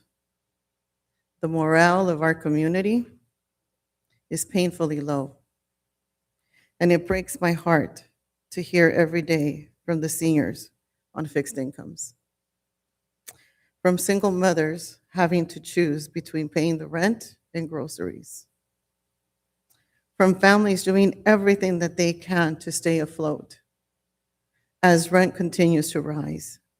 Those are not abstract statistics. These are our neighbors. That is why we must take a hard look at our priorities. The average household income is about $74,000 a year. However, our seniors are living on an average income of anywhere from $10,000 to $15,000 a year. Meanwhile, the average city employee earns over $100,000 a year annually, with strong benefits and a retirement package, and some whose salaries exceed over $200,000 with benefits. And at the same time, we continue to propose taxing residents who earn a fraction, if not under $20,000, many of whom are barely surviving right now. Many are also losing their health insurance, even those that have their insurance coverage through Covered California. And some of them are even being asked to contribute X amount of dollars. And these are sometimes people that are literally earning under $15,000. As a city, we must tighten our belts and lean with empathy. Fiscal responsibility doesn't mean balancing the budget on the backs of those who are already struggling. It means to acknowledge the pain in our community and is making a decision rooted in fairness, shared sacrifice, and compassion. Our residents are genuinely hurting. They deserve the leadership that understands their reality and stands with them in this moment, not leadership that asks more from those who have already been or who have already given everything. We are in a period of profound political, economic, and social strain, rising costs of living, housing instability, inflation, workforce shortages, and they're affecting nearly every household and business. But these pressures are not felt equally. Some members of our community are carrying a far heavier burden, often quietly and invisibly. Our undocumented neighbors are among the most impacted. They are the essential workers, the caregivers, the construction workers, the service providers, and the small business owners. They are deeply woven into the fabric of our local economy here in Southgate. Yet many live with constant uncertainty and fear of accessing basic services, fear of reporting abuse or exploitation, and fear that a single encounter could separate a family and erase their livelihood overnight. That fear is real and it has measurable consequences. Local businesses are struggling with customers withdrawing. Workers are disappearing and owners face barriers to capital, relief programs, and legal protections. When these businesses suffer, our entire community suffers. Storefronts close, jobs vanish, neighborhoods lose stability and vitality. And I would care to say that that is exactly what is happening in our city right now. Small businesses are struggling. A lot of stores are closing because of lack of revenue, lack of customers that are coming in. This is not solely an immigration issue. It is an economic issue. It is a public safety issue. And above all, it is a human issue. We cannot claim to value hard work while ignoring the people who perform the work under the most difficult conditions. We cannot say we support small businesses while allowing fear and exclusion to undermine them. And we cannot build a healthy, resilient city of Southgate when a significant portion of our community is forced to live in the shadows. Leadership matters, especially in moments like this. Even when national politics feel divisive and overwhelming, cities and councils have the power to lead with compassion, stability, and common sense. We can ensure access to services, protect workers from exploitation in small businesses, and affirm that everyone who contributes to this community belongs here. Today, I urge you to look beyond the headlines and recognize both the humanity behind the fear and the economic reality that our city is facing. Supporting our undocumented neighbors and our local businesses is not about politics. It is about health, dignity, and the future of the entire Southgate community. I was elected to represent our residents' interest, and I intend to honor that promise, one that I made when I was being sworn with my hand on that Bible. Every door that I knocked on that was open to me while I was running, both in this election and in the past, for office, was this very issue that I'm raising today. And I don't take that lightly. As a council, we have not endured the same hardships as our community has faced. As a leader, I intend to keep my word and pursue every possible option to tighten our budgets before asking residents for more. And we need to exhaust every avenue for a fair and humane solution to the deficit that we are facing. With that, I want to wish everyone a happy Valentine's Day, and definitely know that in my heart, it's always a community, because that is who elected me to this seat. And the day that my community says, Councilmember Avalos, thank you for your service, it will have been an honor to have served you. Unfortunately, during a pandemic, during ICE raids, and through a deficit, that I know that we will come out from this deficit. But all of us need to pull together to make sure that that happens. Thank you. Thank you. Councilwoman Davila? And happy birthday, Councilmember Davila. Thank you very much. 21 again. Absolutely. I don't know how many times, but yes. No, just very quick. I have nothing to report, but I just want to say that, and I hear all the comments and concerns of our residents, but at the same time, we're given our responsibility of making a decision whether we allowed our residents to decide. And I think that's what we're put here to do, to make a decision to allow, given the democratic process of them making the decision whether to vote on a UUT or not. And I think that's our responsibility. So with that, that's all I'm going to say. Thank you. Mr. Mayor, I know we've heard from two council members here. The actual topic of the UT is not on the agenda tonight. I want to make sure I bring that to the council's attention. The Brown Act does allow us to make brief comments. And I do want to be respectful of all five of you. I know that you all have interest here. If you plan on talking about that, I just encourage you to keep those comments brief and certainly not encourage any kind of vote one way or the other.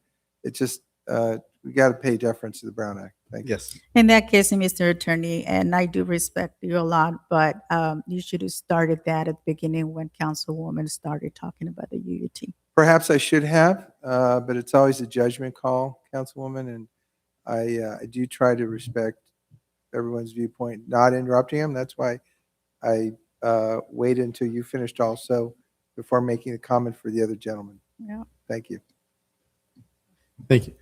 Councilmember Hurtado. That stone was meant for me, to not add to it, and that's all right. I'm not going to talk about the UUT, but I want to let people know that I'm available if anybody wants to talk. I have attended a few meetings that I've been invited to. And the beauty about our conversations is that it's not just one way. I'm there to listen as well. And I think that's the part that I want to make sure people understand, right? And again,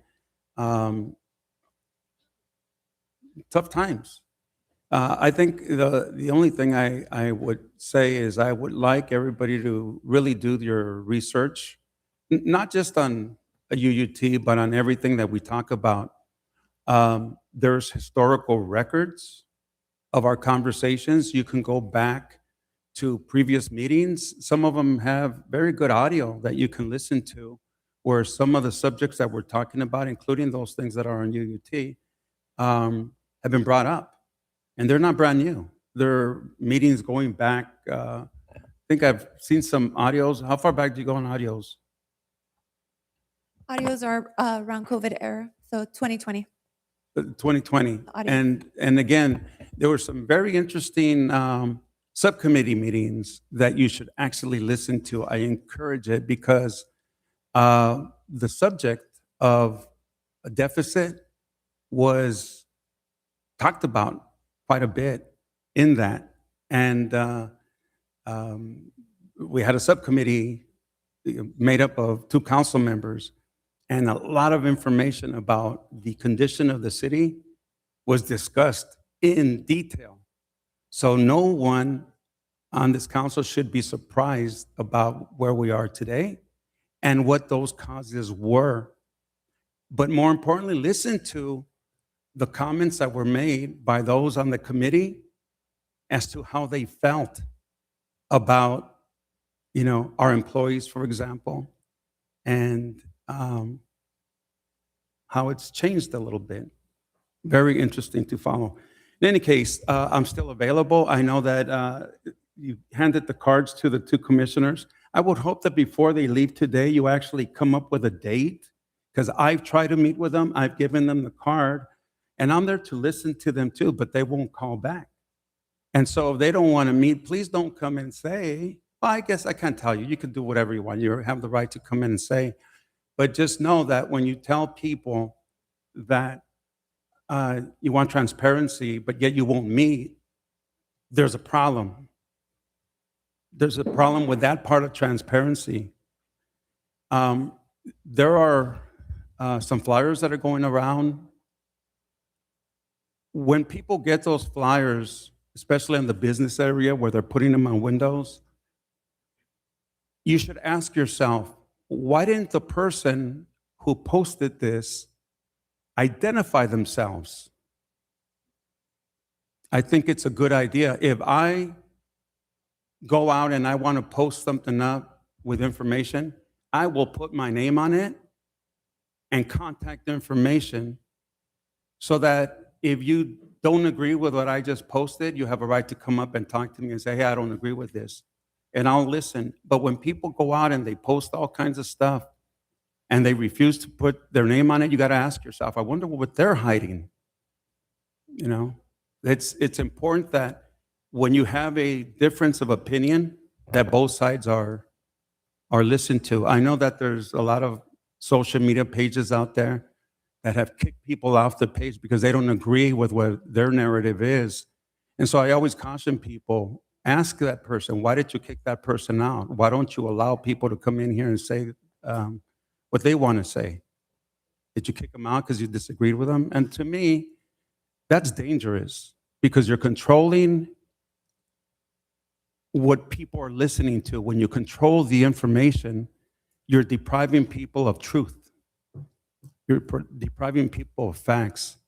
One of the things that I really do, and I've mentioned this quite a few times, is when I give people information, I also give them a roadmap as to how they can do their own research. And I encourage them, if you find information out there that contradicts what I just told you, call me out on it, because I'll either say, oh, okay, you know what, I misspoke, and I'll even make the public comment on that. I'll say, look, I made this comment the last time. It looks like I misspoke, and I apologize. Let me correct that now. But when people go ahead and they block people from certain pages or they block comments, I think that's dangerous. And again, Mr. City Manager, before you leave today, I hope you can set up a meeting with them, because you got to listen to them too. I think it's only fair. Okay. Last meeting, we had a young lady who came in and spoke about her experience with ICE, and I was really bothered by her experience. But what bothered me more is that the young lady, after going through a very traumatic situation, she made a video. And when she made that video, I thought it was very well done. She got to the point. But what bothered me are the comments attacking her, basically mocking her for her experience. And I just think that it's wrong. I think people who have an experience like that have a right to share those thoughts, especially when we're going through that. We see a lot of these things that are happening. And I'll probably let my colleague, Al Rios, talk a little bit more about the gathering we had earlier this month with the CELA people. Maybe the mayor can talk about that as well. But we're trying to bring awareness to the situation. Again, I know it's a federal thing, but again, we try to keep our community informed and let them know that there's a lot of support. I talked to a couple of people last time who suggested that there have been some rallies and that we're not being out there. And I'll be honest with you, I don't go to those rallies to take selfies. I go out there to support as an individual, not saying I'm here to, representing the council or anything. I go out there and I am part of the crowd. But I suggested to them that next time I see them, and they didn't come tonight, I actually found some friends of mine who were at the same rallies. They took a lot of photos, and so I went into their pages and I got permission from them to bring them out, and I would have shown it to them had they been here tonight. But again, I think this council has done a lot to try to give information out on people's rights, provide food items to people who are concerned about going out. And yeah, it's a difficult time. But again, I hope everybody just be civil. Just be civil. Difficult times. We don't need additional hatred. There's too much of that going on. I think that's it. Happy birthday. Happy Valentine's Day. And, hope everybody's enjoying the Olympics as much as I am. But yeah, what's that? Stay home, don't go out. Well, the Olympics are on. You can watch them. And again, for those Seahawks fans, Go Seahawks. No, stop it. See, Definitely, you Seahawks. see, Woo! Mr. City Attorney, that's not on the agenda, right? The Seahawks game, so we can't talk about it. So again, my Niners are out and it is what it is. All right. Thank you so much. It was the best game ever. Mr. Mayor, can you take charge here? I think we can all agree that it was a very boring Super Bowl, but go ahead. Thank you, Mayor. I'll give you that. Okay, thank you, folks, for being here, staying here, and those in the audience that are watching us. Thank you for joining us this evening. Of course, there's a very important time in the history of Southgate. A lot going on. I just want to kind of start with some of the follow-up with. I know some of the speakers that came before regarding access to the Spanish-speaking community. I think we're doing some things right, so it's important that we continue to do those things so that they're, that they're aware of what's going on. I think it's very important that we continue to do those things, take those steps. I was concerned to hear that the Better Business Bureau regarding our waste contractor, maybe we could follow up on that and just find out what the status. I mean, why they're not responding to calls or whatever that. I'm not sure, but I usually don't hear that, so I'm surprised. And of course, I think Arturo's going to follow up on some of the cleanup in the areas that started and then it did stop. So, it's important that we follow up with the community, those concerns. I know that some of the folks talked about public records. So it's important that, trust and transparency, that we find a way to get them that information that they need, or if they have, you don't know. Okay, it hasn't gone, maybe it's in the city clerk's office, so we could, continue to communicate back to those folks so that, I think information is important, and especially a survey. So it's, it's important that for transparency purpose that the community has access to that. I don't see, I have viewed it. I don't see anything controversial there. I mean, I just think it's information. So, I think it's important, especially as we're moving to an important time. So we do that. The last time we were here, we talked about the libraries, both in our city being closed. And that's hurting our community, really. I don't know when. Did you get a call back on when are they going to open them up? I've made phone calls. I haven't been able to get in contact with anybody via phone call. I've sent out emails. I've still have yet to get a response from anyone anywhere. So I'm just waiting, but I've sent out. Okay, we're going to keep trying. I saw some folks there today. Can I respond? Yeah, sure. I spoke to Matt Johnson's office, and apparently they said that end of March should be the opening. So end of March is scheduled, but that they're still working on some wiring on the inside. Okay, so that's important. We stay on. Did we get any calls from LA Unified? We presented to School Safety Collaborative. Anybody? No, No, nothing Okay. yet. They're our partners. So okay, so we didn't get any response. I know at that School Safety Collaborative, the chief, a lot of time we spoke about ICE, the concern that the principals. This is a gathering of all the principals of all the schools, some 27 schools here in Southgate. The enrollment is down. The ICE rates are impacting our enrollment. That is going to affect funding, our schools. And, the chief talked about the difficulty between the feds and us and, and the community having expectations to protections. And so it's a difficult situation. And not only here, but in many cities, many jurisdictions. And I think that's going to working its way through the courts. We're still waiting to see how, but it is raising a lot of concern. And let's see. The other thing is I did attend the youth summit that myself and the mayor, we had here at this past weekend. I want to thank Henry Gonzalez Jr. for making that the first annual youth summit. And we did have some youth. We didn't have a big attendance. It was Super Bowl Sunday. So, but nonetheless, had a few folks show up. So a good event. I wanted to mention, I see the AYSO folks here. And Tina, this is to you. Did we fix that that restroom? I mean, or what's the status of that restroom? So they put out the RF, or they went out and got quotes for it, and the funding source is there now. Now it's Public Works is working on getting the contractor out there to do the work.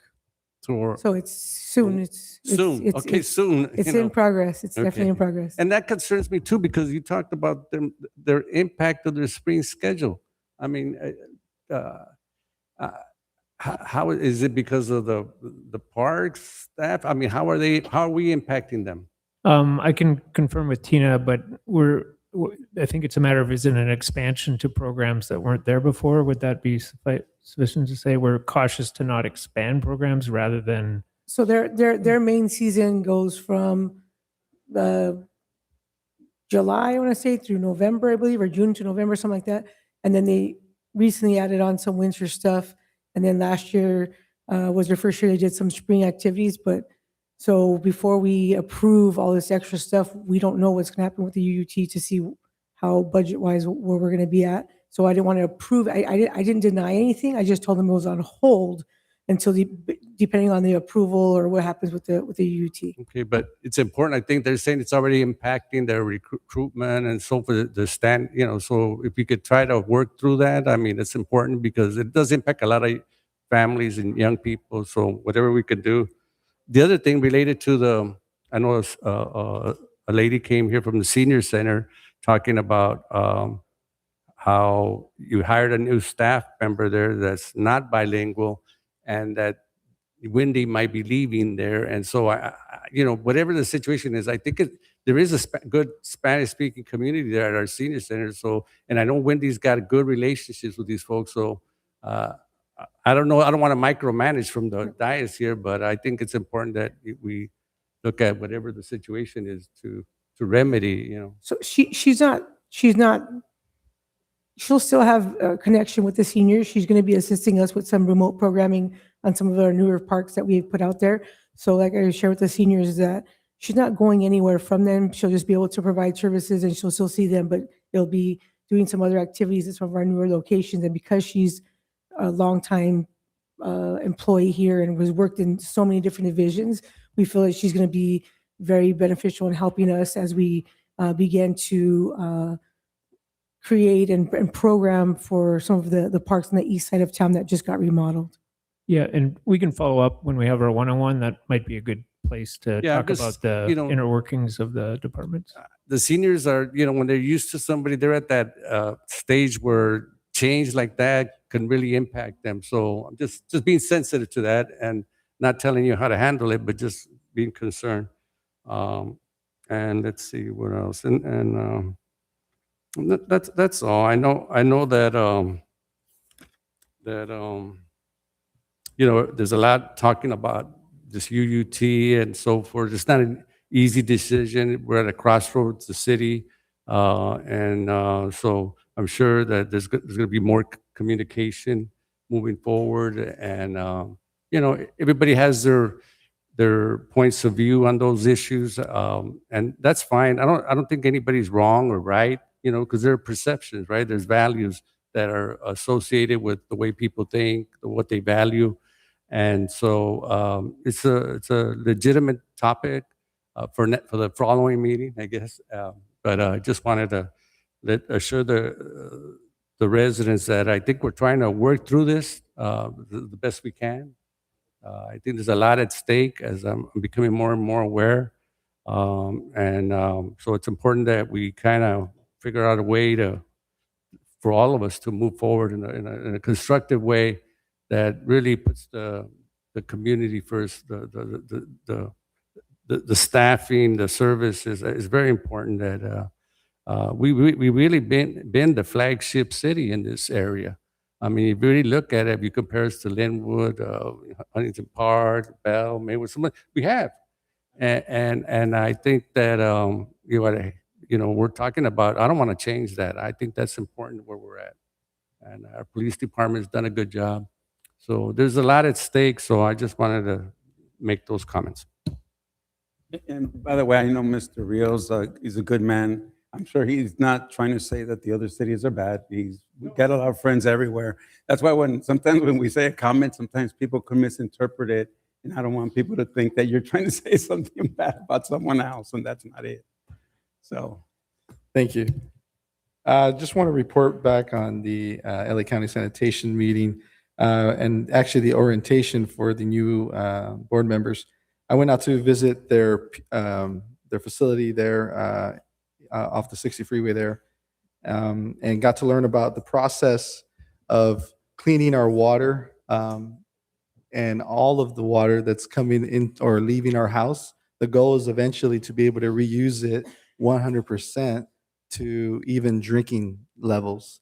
And they were talking about the 200, it was like $200 million water plant, the pure water plant that's going to be in Carson that they're working on, and also the tunnels that are currently being worked on that had a little bit of a snag because they had one of their machines get stuck because some water filled up. So it's kind of causing a delay in that tunnel. And what that tunnel does, it takes all the salt water out from the cleaning process to the ocean. So it's clean water. It's just too salty for us to be able to use in any other form. So they pump it out to the water. Very interesting to learn that there's so much of an infrastructure that's put together that is eventually going to be able to provide us, the reuse of one of our most, precious resources in water. So lot to learn there, and it was good to have that meeting. So I was thankful that I was able to attend. Also, I was able to attend on the 28th of January, the St. Helens Career Day, where I got to speak to all the middle school age kids. So, there was 5th to 8th grade students.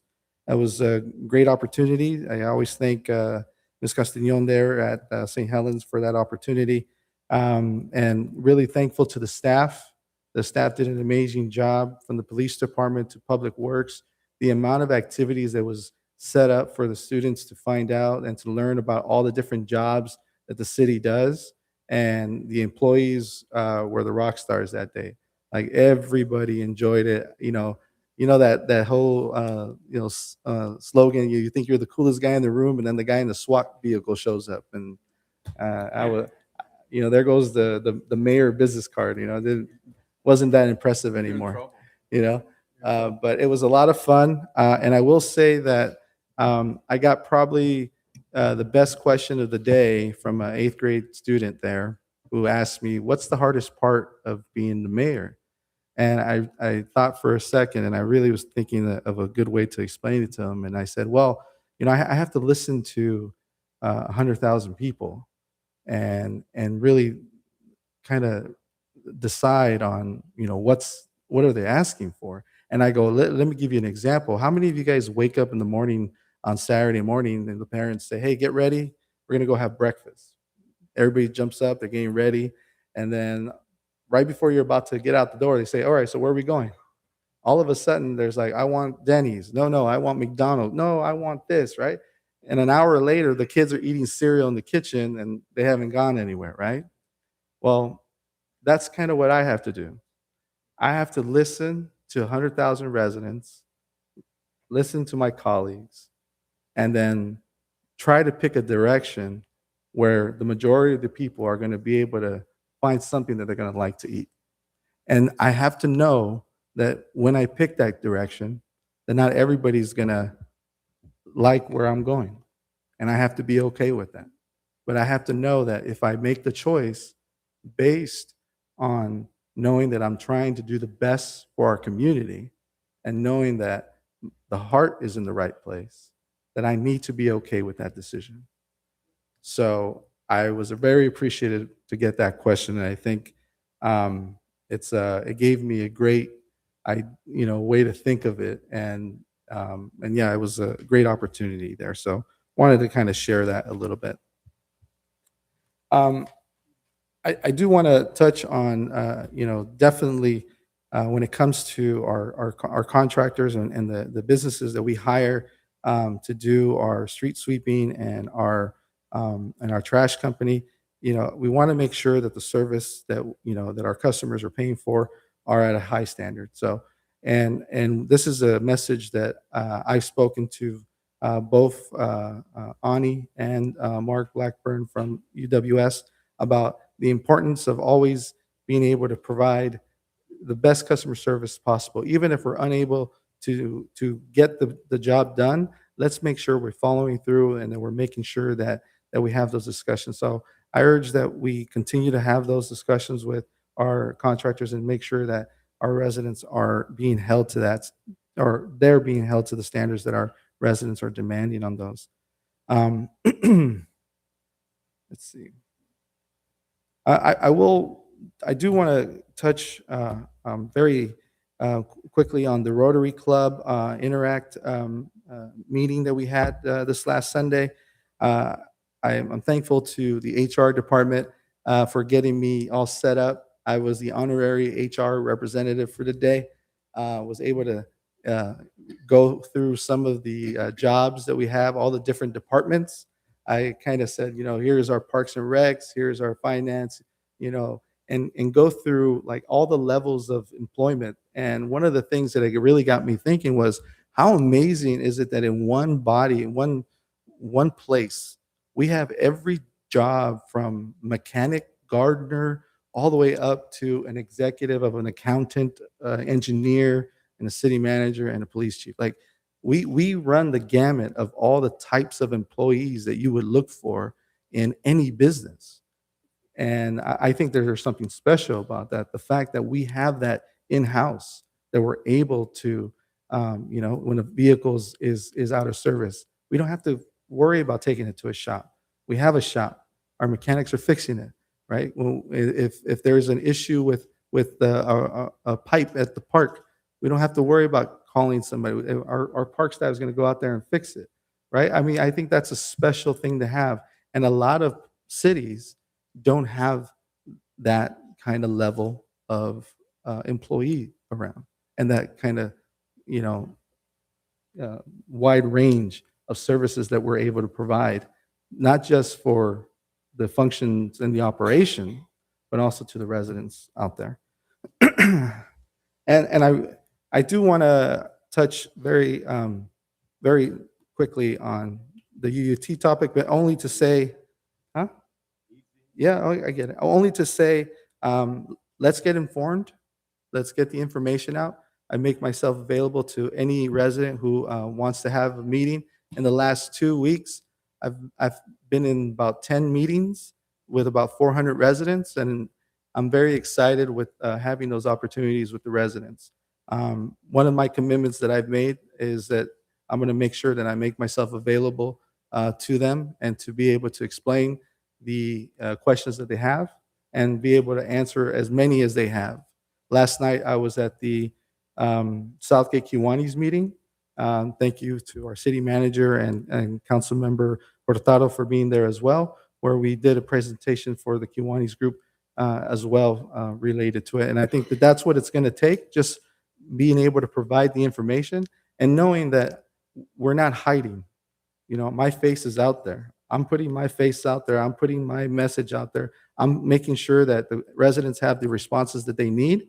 I'm not making a flyer and posting it on a wall and hoping that somebody sees it, right? So I want to just address that.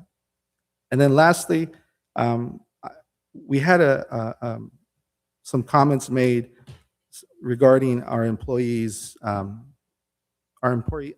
salaries.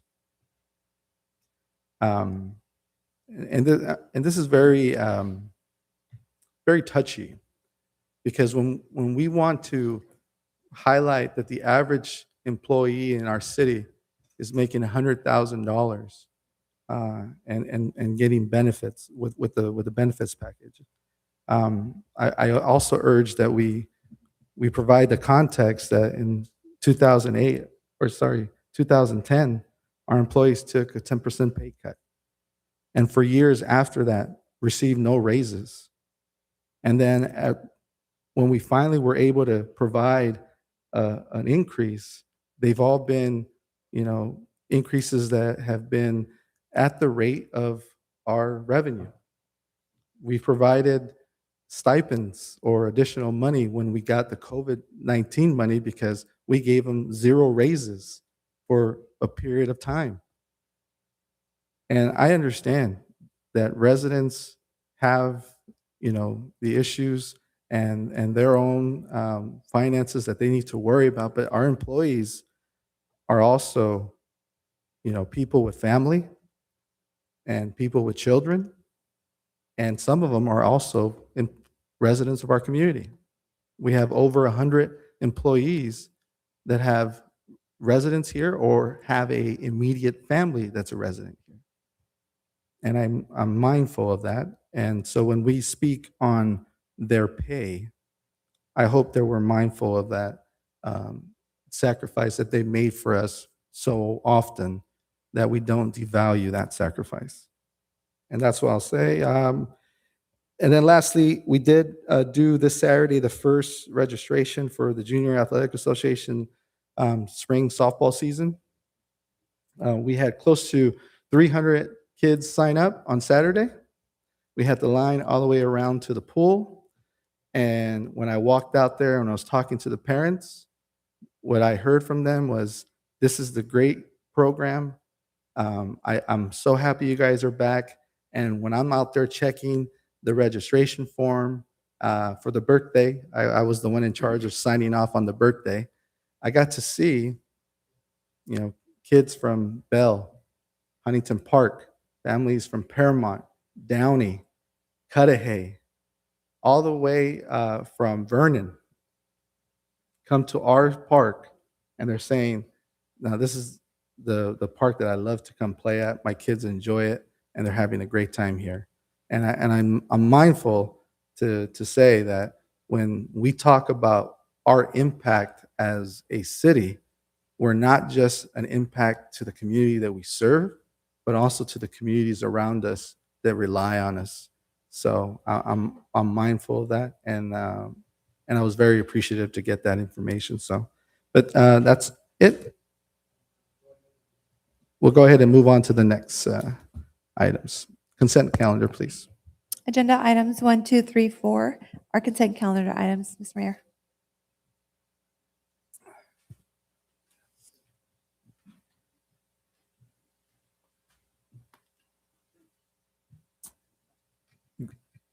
Can we go ahead and open it up to members of the audience? If any member of the audience has a comment regarding, consent calendar item 1, 2, 3, or 4? Seeing none. Any emails, Madam Clerk? Yes, we have 2 emails, one pertaining to item number 1 from Mr. Mario Dominguez, who stated that after the opening of Circle Park, he was told by Councilmember Hurtado and that that he was unhappy with the bare area of the park near the power towers, and asked that whether the city intends to improve it. He inquired whether the area could be converted into green space, including the possibility of installing artificial turf and natural grass if the natural grass is not feasible. And then item number 4, Mr. Dominguez stated that after the opening of Circle Park, it's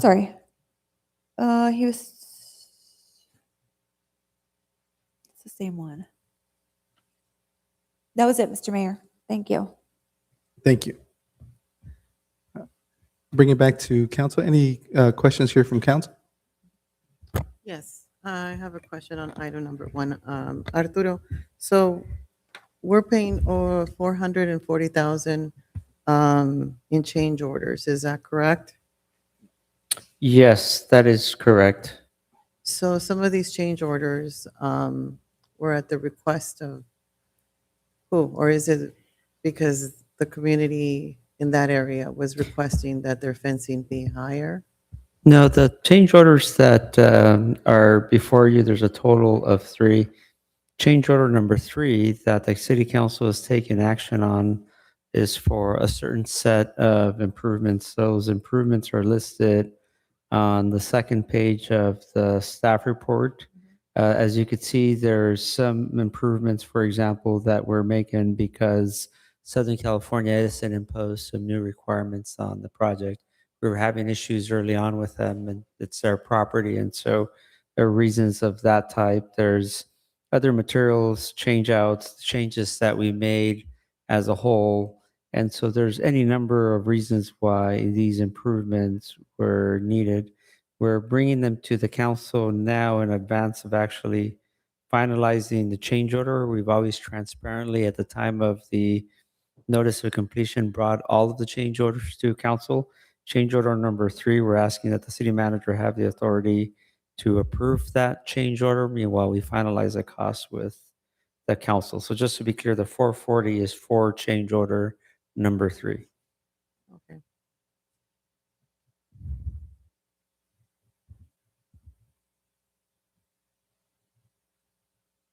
Any other questions? Ms. Yeah, Alvarez? the other one was for item number 4. I know that we're doing the scoreboard at the swim stadium. So again, it goes back to, are we spending our money wisely if we're going to be closing the pool for 6 months and having it just not be utilized? I mean, that's my concern. Yeah, I think we have a lot of questions on the future that we have to decide on. I think, part of what we are trying to do and balance as staff when we're looking at the face of a unprecedented cut to all our services is how can we keep some core services to the community, even though we got to get rid of so much. And so if we're trying to make the best fiscal decision by the money, we close the pool down completely because that's the way to save the most money. But can we find a way to balance the costs and keep as many services for as many people in the community as possible? We have a very active, that pool has played a role in this community for over 50 years. We have like swim meets. It's a central place for our community, for seniors to swim. So we're trying to balance and find a way to see a plan that could cut, which I still don't know if we can realistically do, but we try to keep the pool open, try to keep those services at least half a year. And I'm sure our swim community will cram that place full with those 6 months with swim meets and events that they will use that clock. And we can fund it entirely without any of our Southgate taxpayer money. And so we felt like that was something that made sense, again, because we're not impacting our limited general fund budget. Thank you. That's it. Mr. Mayor, if I can, I did find Mr. Dominguez's item number 4 comment. Okay.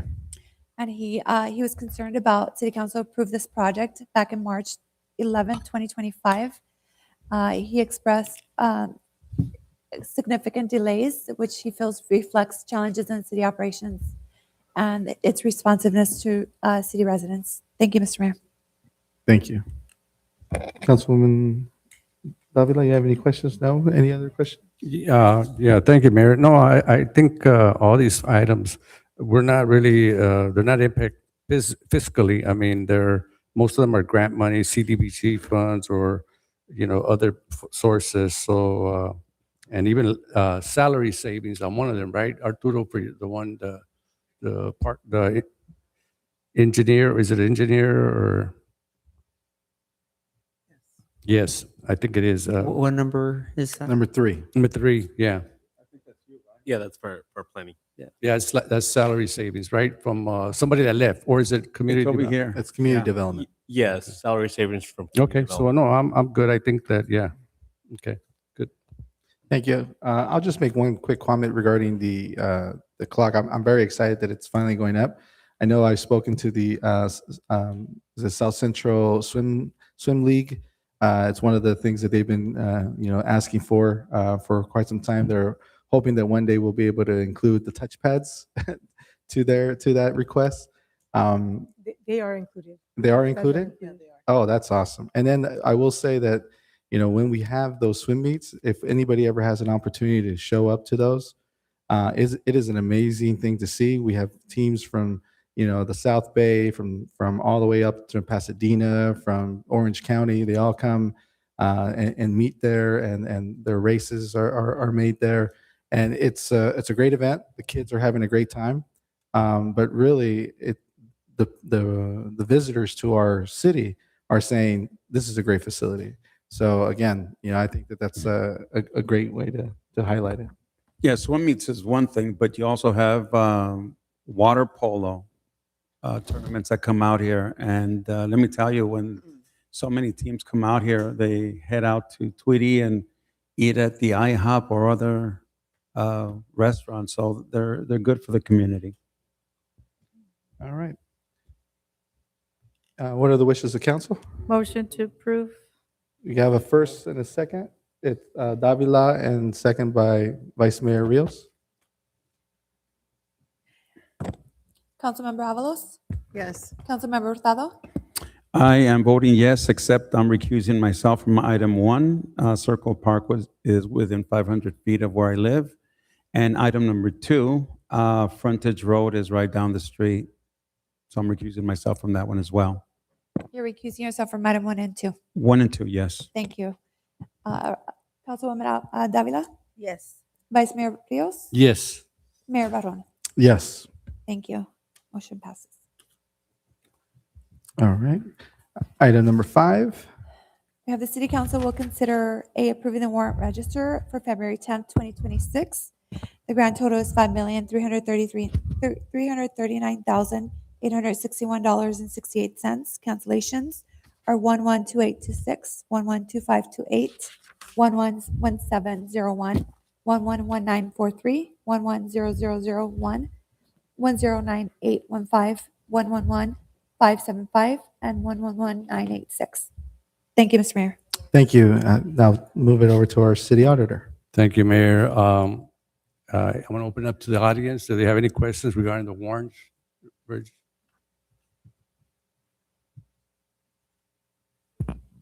Good evening, Council. Nelson Hermosillo, Dorothy Avenue. As I do a couple times a month, I went through the warrant register this time around. And it reminds me of a saying that my dad used to say, and he used to tell me when I was younger, and he would tell me, "Estás gastando dinero a lo pendejo." Roughly translated is you're spending money stupidly.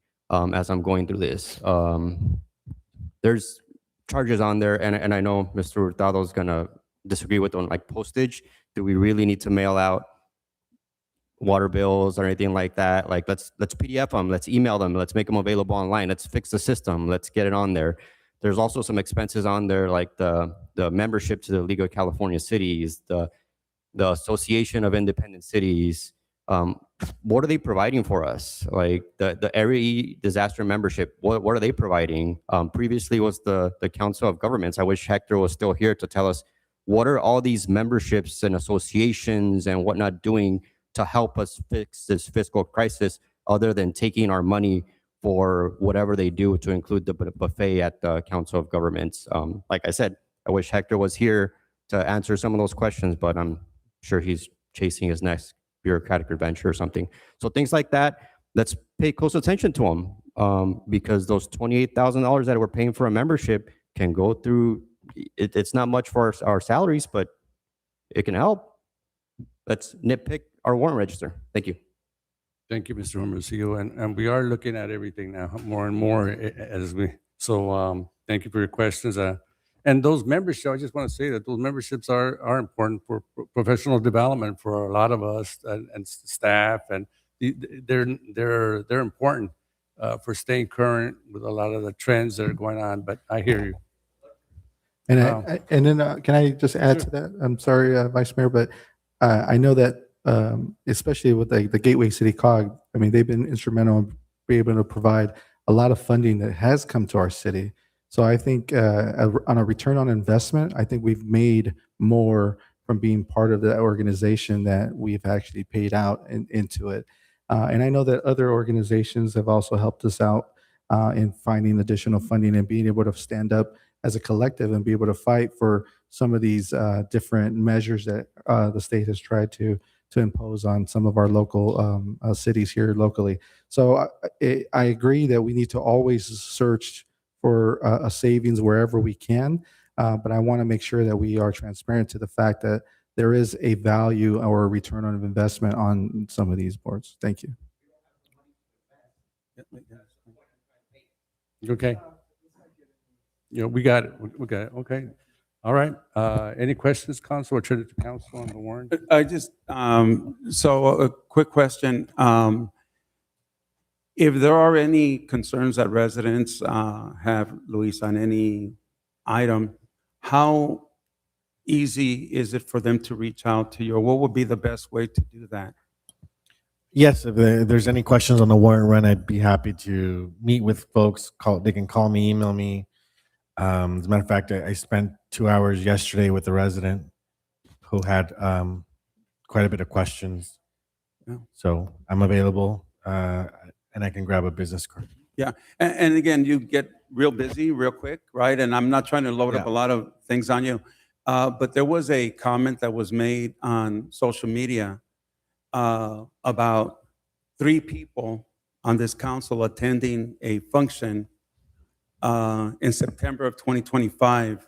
And they claimed that Maria Davila, Joshua Barone, and myself went to a resort in Town and Country. And I asked you to take a look at that. What did you find on that? Yes, it was a resort called the Town and Country Resort in San Diego, and that was for a police women's and leadership conference. And the police department sent 3 employees to that leadership conference. Okay, and was that a real important thing to go to, Chief? Yes, sir. This is a type of conference that it's for leadership, specifically for female employees. And we certainly are trying to empower our females so they can grow and develop in our police department. Yeah, so the point is well taken. I think that there's a lot of opportunity for us to look at that. But, and I wasn't going to comment on that, but it gives me the opportunity when people see something on social media that says, these people did this, it's not true. Ask and we'll tell you. But yeah, I have not been in the San Diego area in close to 30 years. The last time I went to SeaWorld, and I went on my own money, on my own time. City doesn't pay for it, and certainly Town and Country is not a place I think I've ever visited. I don't even know where it's located. I heard it's in San Diego. But I'm trying to make a couple of points. One is that these are important things to go to, but we're going to scrutinize even our own trips whenever we have conferences. I know the city manager touched on how he's going to attend a city manager's function. And again, these are important things because you bring back a lot of things. But when someone is deliberately, because I don't think that was a mistake, I think that was a deliberate, meager, weak effort to smear the names of council members. And if people are listening to that, I hope they realize they were duped on purpose. But the guy's had a history of that. I think most people are catching on, but just find out where the source is and know that it's nonsense. Just pure nonsense. Anyhow, thank you. And thank you. Thank you, Councilman Hurtado. And myself, I decided not to go to a conference up in Santa Barbara because of, it's to kind of, just like the city manager, we're trying to be more prudent and, just go to local activities here, not spend hotels and things like that. So, okay, and what's the wishes of council? Move to approve. Second. Okay. We'll call for the vote. Councilwoman Just I want to interject. Did we open it up to any emails? Because I just heard for the public. Thank you. There were no emails. Thank you. Okay, thank you. Who was second? The mayor. Thank you. Roll call, Councilwoman Avalos, Yes. Councilmember Hurtado, Yes. Councilmember Davila, Yes. Vice Mayor Rios, Yes. and Mayor Barron. Yes. Thank you. Motion passes. Thank you. Can I get a motion to adjourn? Motion to adjourn. Good. All right, we are adjourned. Thank you very much. Have a great night. Buenas noches. Buenas noches.